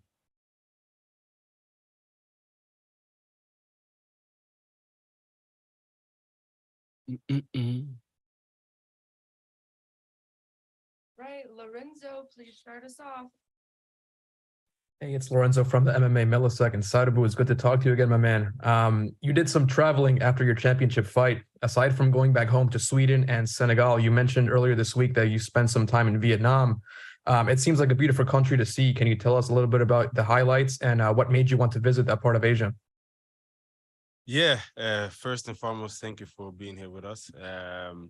Yeah, so I went to Sweden, I went to Senegal, I went to Vietnam, and then after Vietnam, I actually also went to Bali. But regarding Vietnam, this was, I believe, my 5th or 6th time. What brought me there from the beginning was one of my childhood friends lives there, right? So he's from Sweden originally, half Swedish, half Vietnamese, moved there as a big movie star. So I was out there a couple of years ago. I did 2 movies with him, hence the name, the Swedish Denzel.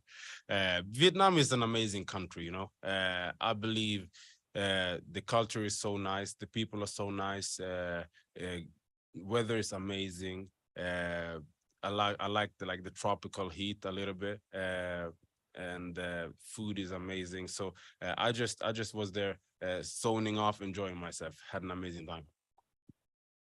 And last year's championship fight was your first time entering the 4th and 5th rounds in an MMA fight, if I'm correct. Now that you've had that experience, can you talk a little bit about how you're training for those extra rounds compared to the actual fight? I mean, you can train and condition all you want, but it's a different story once you're actually in that cage, right? Yeah. So for the 2018 season, I fought basically 5 rounds because it was the quarterfinals was 2-rounder and the semifinals 3-rounder, right? So not the same, but like you say, this was the first time. Yeah, so in preparation, like it is a little bit not, I wouldn't say so much different. This like it's just like you do a little bit more when you do, at least when I do the 5-rounders. It felt good. I felt like I was in amazing shape for that one. So I wasn't worried about like anything holding up. It's just like mentally going through the 2 extra rounds. You need to be ready for that. Awesome. And last one for me here. Over the past few years, we've heard you talk about your journey of self-improvement being your biggest motivator throughout your fight career. When you talk about those personal aspirations, it seems that the belt and the money are really just byproducts of success and not necessarily the end goal for you. That said, what does the road to improvement look like for Sadibou Sy in 2023? Yeah, that's 100% correct. For me, I didn't start this journey thinking that I was gonna move from Sweden to Las Vegas and like fighting as a prize fighter. That was not my intent. My goal was just to improve myself as a person, as a human being. So for me, achieving the goal of winning the title last season was like, it felt amazing. But for me, it was just one stop of the way. For like, I've been saying this the whole time that I don't want to look. I don't want to be looked as a striker with takedown defense. I want to be a complete MMA fighter, and I feel like I'm working my way towards that. I want to be known as the most improved fighter. I want to be known as the best fighter that's getting better. Those are the things that I actually take with me. So what I think is scary is I'm not even in my prime yet, and I truly believe that you haven't seen the best of me, and I'm still the champion of 2022. It's always good talking to the Swedish Denzel. Thanks a lot, man. Appreciate it. Appreciate you. Anik. Sadibou, Anik Subramanian, Fightbook MMA. So nice to see you again after the championships. I know you brought your whole family to Senegal after winning the championship last year. What was your favorite part of that trip? And if you were to win the belt again this year, would you return? Yeah, man. That like when I just thinking about that trip was amazing. So like I'm a big family guy, I'm a big friends guy, like so for me leaving Sweden and leaving my friends and family in Sweden was a big step for me, so to be able to travel the whole family there together was amazing and something that I've dreamt of for years and years. I would definitely go back. And to be honest, there was one moment because Senegal came maybe 2 to 3 weeks after the championship. So I was at a meeting with the prime minister, sorry, the sports minister, and he told me, he was like, from the president to the prime minister to myself and the whole country of Senegal, we are so proud of you. We stand behind you, and whatever you want, whatever you need, just let us know. And at that point, it all sunk in what just have happened, right? And it became real, and I almost started crying. Like it was like in a conference room, like, and my wife looked at me and she was like, well, yeah, I saw that moment just it got to me. So I would say if there's one thing, that would be that moment. Perfect way to answer that. Thank you so much, and good luck on Friday. Appreciate it. Patrick. Hey man, this is Pedro McCoy from Combat Sports UK. How you doing today? I feel amazing. How you doing? I'm doing very well. You know, you're on a 4-fight decision streak. Are you looking to break it with this fight, or are you just going to fight the smart fight and see what comes to you? So the thing is, what I love with PFL is the format, right? You know exactly when you're gonna fight. I'm always gonna be a fighter looking for a finish. But the thing is, for me, what I'm proud of with the last season is right now I know that I can do whatever it takes to get my hand raised, right? I needed to get back to that, because that's the way I was when I fought in kickboxing and Muay Thai. I stepped in there and I knew. I went in there 90 times, 85 times I got my hand raised, right? So in MMA, I didn't quite figure that out yet. So making sure that I get my hand raised was number one. Now, when I have that in my back, it's time to get the spectacular finishes again. I'd love to hear it, man. And last one for me, you're known as the Swedish Denzel Washington. So I want to ask you, what's your favorite Denzel movie? Oh man, it's like you asking me what's the favorite Bob Marley song, Michael Jackson's. Like it's so hard, man. But they say King Kong ain't got shit on me, so try to figure out that movie. Love it, man. Good luck on Friday night. Appreciate it. Kyle. Hi, Sadibou, Kyle from VMTV. It's proven to be a difficult thing to defend the championship after winning it. How difficult was it to kind of regain that focus after taking some time off from last year and getting ready to try and do it all again? To be honest, it wasn't even hard. Like for me, I wake up every day. First thing I do is I thank God for being here and for another day, and for all the blessings that I have in my life. Like my friends, my family, of healthy. I'm able to, like I said, I moved here from Sweden. I'm fighting. I get paid well. I fight for an organization that cares for me and like improving, and like, so for me, I think about every moment as a blessing, and it's a privilege for me to be here. So I don't even think about like, it's hard, it's tough. No, come on, man. I'll do what I love. How's life treated you as a millionaire? Have there been any big expenses? No, the thing is, like I said, I'm trying to actually stay focused, and so what I've it's all, of course it's amazing to be able to, like we said earlier, take my family to Senegal and be able to pay for that. Like it made me so happy. But for me, the money is it's like I said, it's something that I don't think about. That it's a luxury that I'm able to go to the chiropractor 2 times a week if I want to, and I don't have to think about it, but I don't want to do anything that's gonna keep me away from my dreams, so to speak. Everyone always says about how difficult it is to go all the way in this tournament. Now that you've done it, what was the thing that you learned about yourself that maybe you didn't know going into the tournament?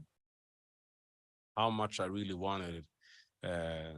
Go back to the finals.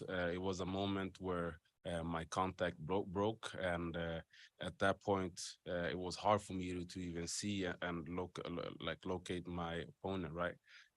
And I've always envisioned moments like that where there's a way out, or if you want to fight for it. So for me, that particular moment told me about myself that I really wanted. So I don't know if that answers your question. Yeah, absolutely, man. All the best for Friday. Appreciate it. Dylan. Hey, Sadibou, Dylan Rush here. How would you describe your relationship with Coach Ray Sefo, how he's helped you throughout this camp, and how he's influenced you throughout your entire MMA career? Man, speaking about Ray makes me emotional, because that man is he's one of the guys that I look to as a teenager, seeing his fights, seeing him, and trying to go to the gym afterwards, say yeah, he did this, so being able to have this amazing friendship with him, and fighting for organization that's he's part of, and you could actually see his fingerprint on it because of how the way it's structured. So it's something that going back to what I've said many of times, it's hard to imagine that it would end up like that, but he's an amazing person. I'm so happy and thankful for having a guy like that in my life, and for fighting for a guy like that. And I remember bumping into you on the street in Las Vegas. You told me you were going out for your evening walk. What are some things you do, any hobbies you have outside of the gym to help you clear your mind and stay relaxed during a rigorous training camp? To be honest, that's one of the things that I do. So if it's not a jog, it's yoga. It's hot yoga. I'm getting up there in age, so I need to do hot yoga to be able to maintain with these young kids that are trying to take what's mine, so to speak. Thank you, man. All right, Jay Christian, last question. Swedish Denzel, Sadibou, how are you, sir? Hey, I'm amazing. High on life. Understood, man. Jay Christian Gary, Focus Fights Audio. Just wanted to ask you a few questions. First of all, when it comes down to the fact that you are coming off of winning $1 million, what would you say to young fighters that are going to be inspired by watching you compete this season? That's a very good question. For me, I go back to I started this journey with PFL 2018. I reached the semifinals.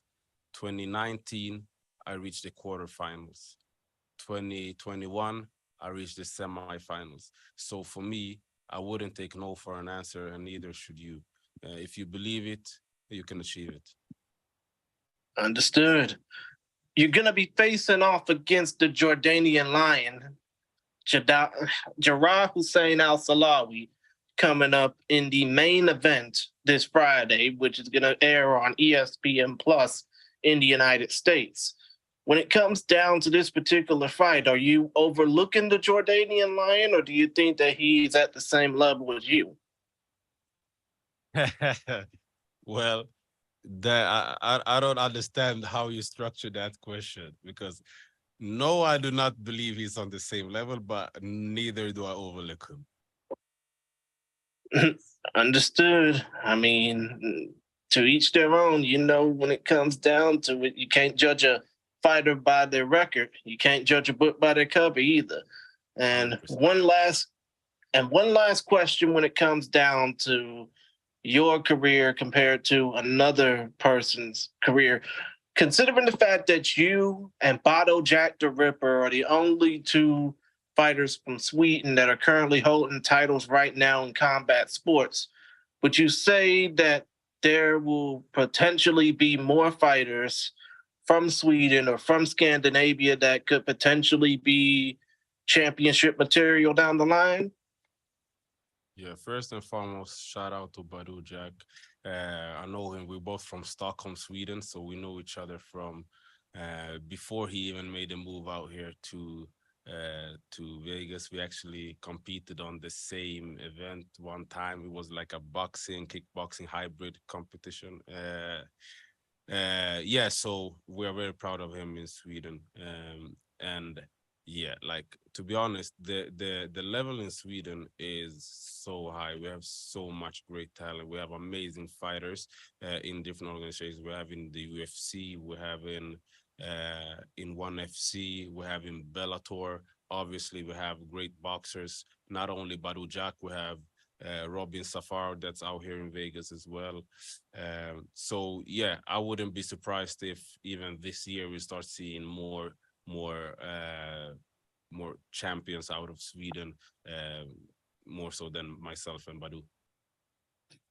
Understood. And I know your favorite movie is Training Day, but I think you're going to have to go into some Remember the Titans, be mobile, agile, and hostile this Friday. I hope you do well this season ahead, man.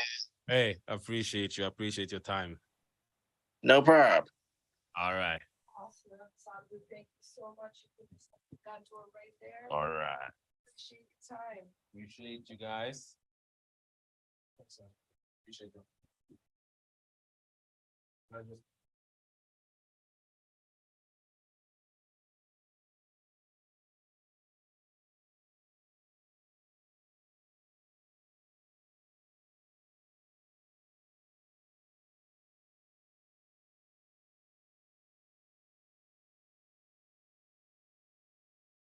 All right, guys, we got Shane coming up. He'll be here in just 1 minute.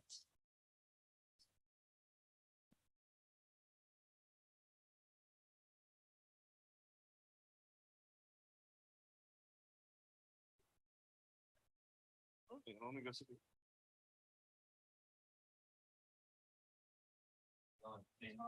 meet you. Yes. Good.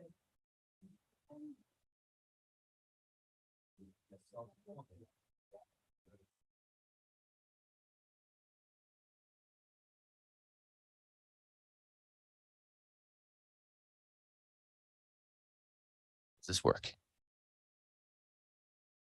Okay. All right. All right, Jonathan, will you please kick us off? Jonathan Ramlicon, 5 Reasons Sports. Shane, you're coming off from the UFC. Obviously, this is your first fight here in the PFL. A lot of fighters have crossed over before, haven't really been as successful. What do you think you need to do a little bit differently coming in to have some more success than the previous UFC fighters that have crossed over? I'm not putting too much thought into anyone else. I'm just thinking about me and just being myself, and that's what I'm focused on. I noticed that, of course, but that's them and I'm me, and that's all I'm really focused on.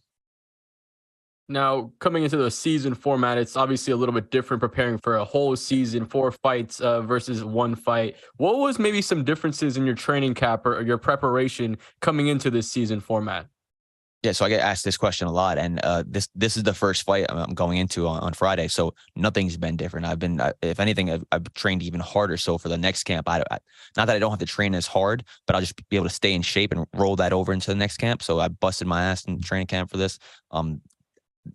It'd be better timing to ask me for my next fight how things have changed, because I think the second and third and fourth camps are going to be completely different than this first one. This first one's basically just been one hard ass camp. Appreciate your time. Being out of New York, one of my favorites, man. I appreciate it. Have a good one. Thank you. Dylan. Hey, what's up, Shane? Dylan Raush, how you doing, man? Oh, man, what's up, bro? It's your PFL debut, and you're fighting the division's reigning champion in a main event slot. I know it's only been a couple months, but how happy are you with the treatment you've received from the promotion, being in the spotlight out of the gate? Another great question. It's been awesome. One of my friends just texted in a group chat. He's like, "Can we just take a minute to give PFL the praise not the praise, the props they get for giving us so much, giving me so much praise? Like they've been awesome, not just on social media and pushing and marketing, but the staff has been incredible. It's been a seamless, smooth transition. If anything, I've been treated better here than I've been in the UFC, and I was treated great in the UFC. But man, the staff here is awesome. That's dope. You got a lot of high-level training partners back home at Tiger Schulman's, but who are some guys that pushed you especially hard throughout this training camp in preparation for this bout? Yeah, so I had Rob Riccio, who's going in training camp with me. He's another 55er, up and coming undefeated guy. He's fighting the week after me, so that's one of my main guys that I've been working with. But then I've been also training a lot of southpaws, like because obviously I'm fighting a southpaw. So a lot of professional boxers. This one dude I trained with, his name is Camille Badernick. He just fought last week. He's 11-0, and now he's 12-0 with 7 knockouts. Some other pro boxers, and then I had Eddie George, who's another undefeated guy, southpaw coming out of New England. So it's been great. Connecticut, actually, not New England. I got a long-winded question, so stick with me, Shane. There are many differences between the PFL and other promotions, but perhaps the biggest difference would have to be the scoring system. In the PFL, all wins are not created equal. You can earn more points based on whether you secure a finish and in which round that finish comes. Do you envision that the scoring system will be in the back of your mind come fight night, or does all that go out the window when that cage door locks behind you? All that shit's out the window, man. I can't put too much thought into that. And the point system, I can see maybe some guys getting wrapped up in it, but as soon as the referee says go, I'm not thinking about take him down and hold him down for 3 rounds. You guys see how I fight. It's you say go, okay, it's time to kill the guy. I'm trying to take him out from the first bell to the last bell. So the points that's I don't have to think about that. I'll let that shit out of my head, because that's just the way I fight. I'm looking for the first round finish every time I fight. What fighter isn't, honestly, right? Especially in this format when you got to fight again in a couple weeks. Like we're trying to get in and get out. Makes sense. Then my last question, you got your little brother Ryan with you, another professional fighter. How has it been having him here in Vegas training with you? And I saw he was in your corner for the last UFC fight in Long Island. Is he going to be in your corner for this? And what does it mean to have him there with you this week? Yeah, so he's like my right-hand man. He's been there for me for my last couple fights. He's been in my corner for my last fight, so we're going to keep that going because we got to win for the last one. But even when he wasn't in my corner, he was there for the week leading up, and now he's getting bigger. He's 21 years old, going to be 22 soon. So he can actually give me work. He's a good body to have around. Yeah, man. So we got the win last time. Now we're going to keep that streak going.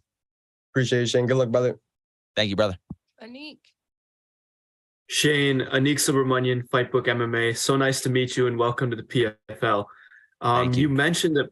Yeah, you mentioned part of why you chose the PFL was because they give you an opportunity to do commentary. And I know that's one of your passions. I was wondering if you've done any commentary with the PFL yet, or is there any plans going forward for that? Haven't done any yet. Obviously, they're letting me focus on the fight and on the season, because that's trumps everything. That's premier. That's what I got to focus on. So I appreciate them letting me focus on that. But I've done not official commentary, but I popped on during the fights last week and during the Challenger series just to talk in between rounds and stuff like that. So that was cool. That little opportunity there. But definitely want to get my feet wet a little bit more with that down the road once I'm done with the season at least. Awesome. And one more question for me. You're fighting the 2022 champion on Friday. Are there any other dream opponents within this PFL's lightweight division that you hope to fight throughout the year?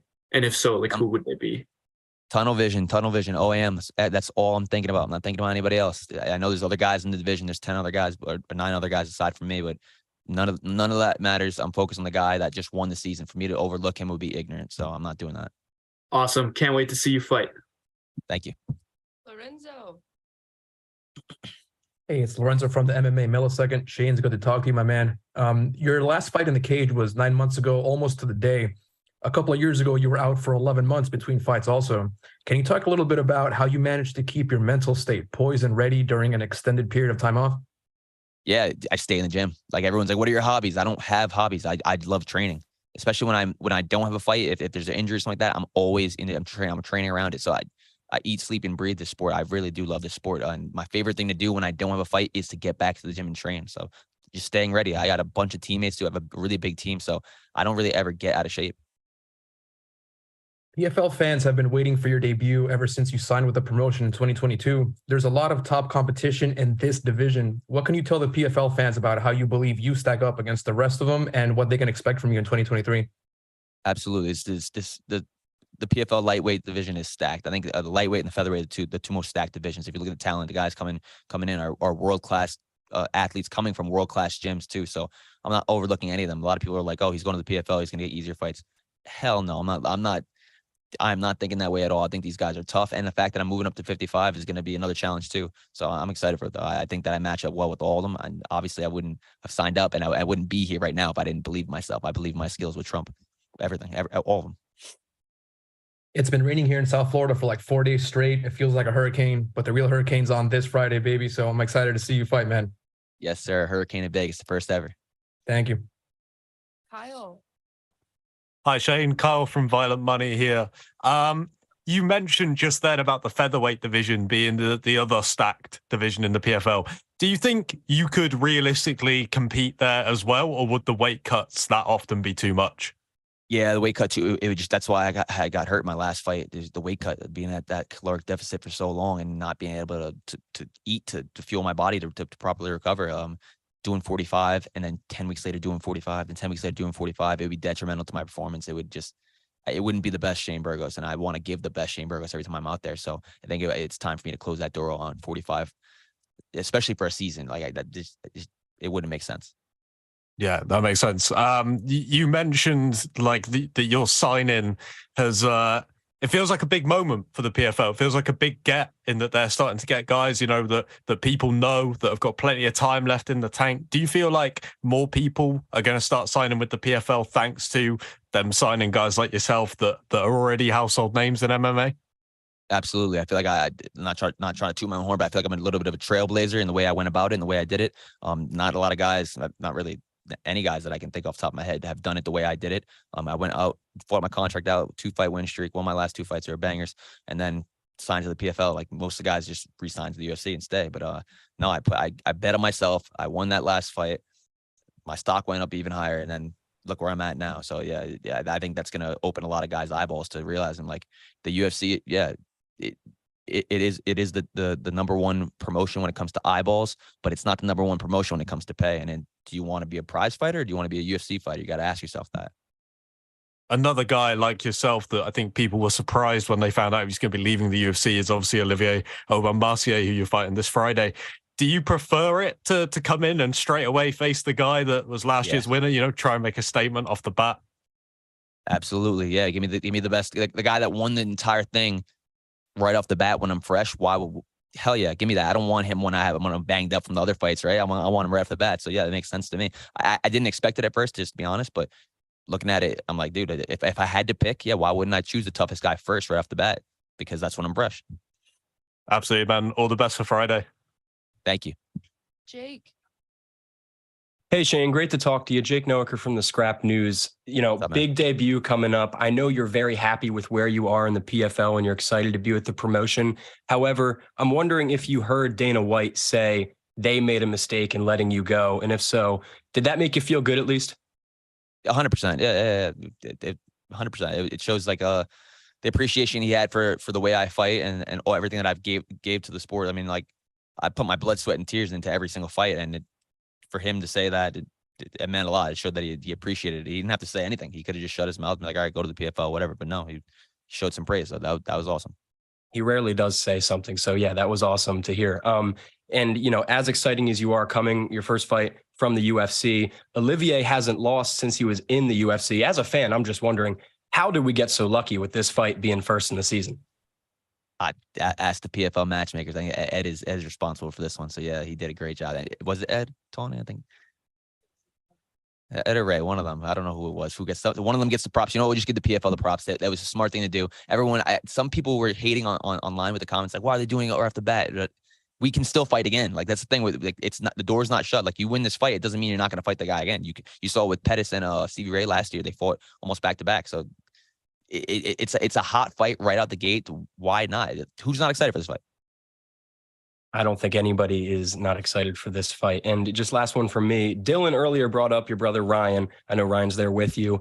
I'm a big Cage Fury guy. I was going to interview Ryan. I'm just wondering, when's he planning to get back in there? Is he healthy? How's he feeling? Yeah, so you're supposed to fight last week. Had a pretty bad injury. Not bad where he needs surgery, but bad where he can't really fight. So sucks, but he'd probably be fighting at the end of he's waiting to see a specialist, but he's probably going to fight at the end of the summer, I'd say. So hopefully sooner. But yeah, the kid's only 1-0. He's 21 years old, but he's a fucking beast. Well, we're looking forward to that. And PFL better get him while he's hot, honestly. Cage Fury to PFL off the bat. Thank you so much, Shane. Best of luck. No problem. Thank you. Patrick. Hey, Shane, this is Patrick McCoy from Combat Sports UK. How you doing today? I'm good, man. Thank you.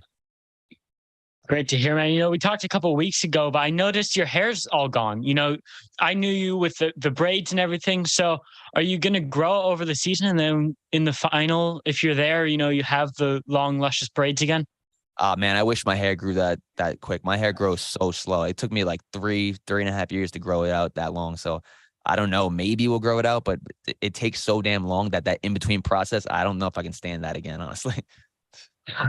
And, you know, new weight class. Do you feel bigger here on fight week? You know, we're a day away from the weigh-ins.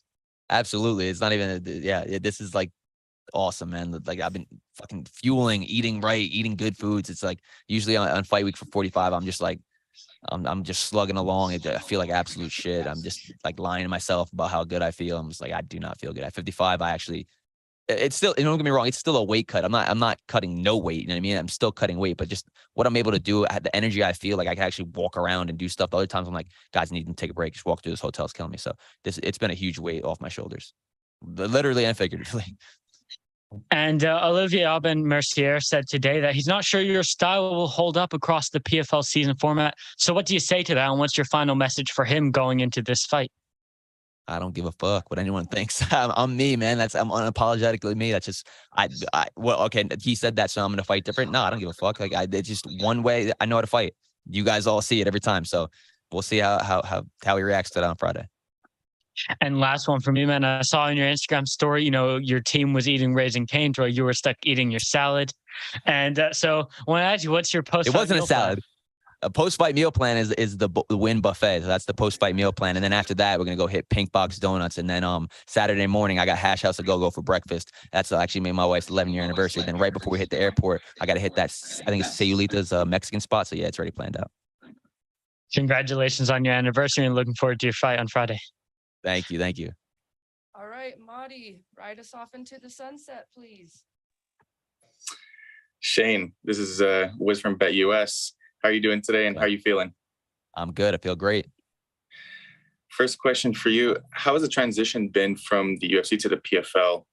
And how does it feel not having to cut all this weight? I know you've been asked a little bit about this, but if you can go a little bit more into detail. Yeah, so it's been pretty smooth and pretty seamless. If anything, it's probably been the best fight week I've had to date. Honestly, I'm not just trying to say that to hype anyone up. Like it's been a super smooth process, seamless process. Going from what I used to do in the UFC to what I'm doing here now, it's almost exactly the same. I'm treated very, very well. Like I have zero complaints. It's been the best fight week I've had. And then on top of that, I actually feel good from not having to cut stupid weight like I was cutting before. Like 45 is miserable, man. Like the last couple of weeks, I said it a couple of times in other interviews, last couple of weeks leading up to the fight, like last 3 or 4 weeks, it's just focused on the scale. I'm not really thinking about anything else. I'm not thinking about my performance on the mat and training. I'm just thinking about getting my weight as close to 45 as possible. For this one, I'm like actually focused on, all right, how did you feel in sparring? Like you had good rounds. All right, you need to do this, you need to do that. Other times it's just making weight. So that's been huge. I feel fucking great. Sorry for all the cursing, by the way. That's awesome. What do you think separates you from every fighter in the lightweight division here in the PFL compared to how you felt or how you saw yourself in the featherweight division in the UFC? Yeah, I just think there's something different about me specifically. I have that mental grit, that toughness, that mental fortitude. I don't know. Like I've been saying it a lot. Like it's just something different. When the referee says go, I don't take it as a 3-round fight. I take it as 3 separate fights. Like I'm trying to finish you from that first bell to the last bell in the first round. Then the second one I'm looking at it as another fight. Then the third round I'm looking at it as another fight. So I think it's my mental attitude when it's time to fight. I think it separates me from everyone else in the world. And last question for me. Given that you get rewarded for finishes early in the PFL, with the extra 10 pounds on you, how do you feel that your finishing ability has improved? Yeah, I think that's going to be huge. It's like I said, I've been focused on performance in the gym. The last couple of weeks at 45, I don't care about performance. I care about making weight. This one has been strictly revolving around how I'm doing on the mat, how I'm doing in sparring. So yeah, it's going to be huge. And the points out the window. I don't care about the points. I'm not putting too much stock into the points. I'm trying to get that first round finish, period. Thank you so much, Shane. Good luck. Thank you. Thank you. Shane, thank you so much. Cool. Literally right here. All right, guys, that concludes Media Day. Last one for Vegas. We'll see you in Atlanta. Thank you, Miss Cox.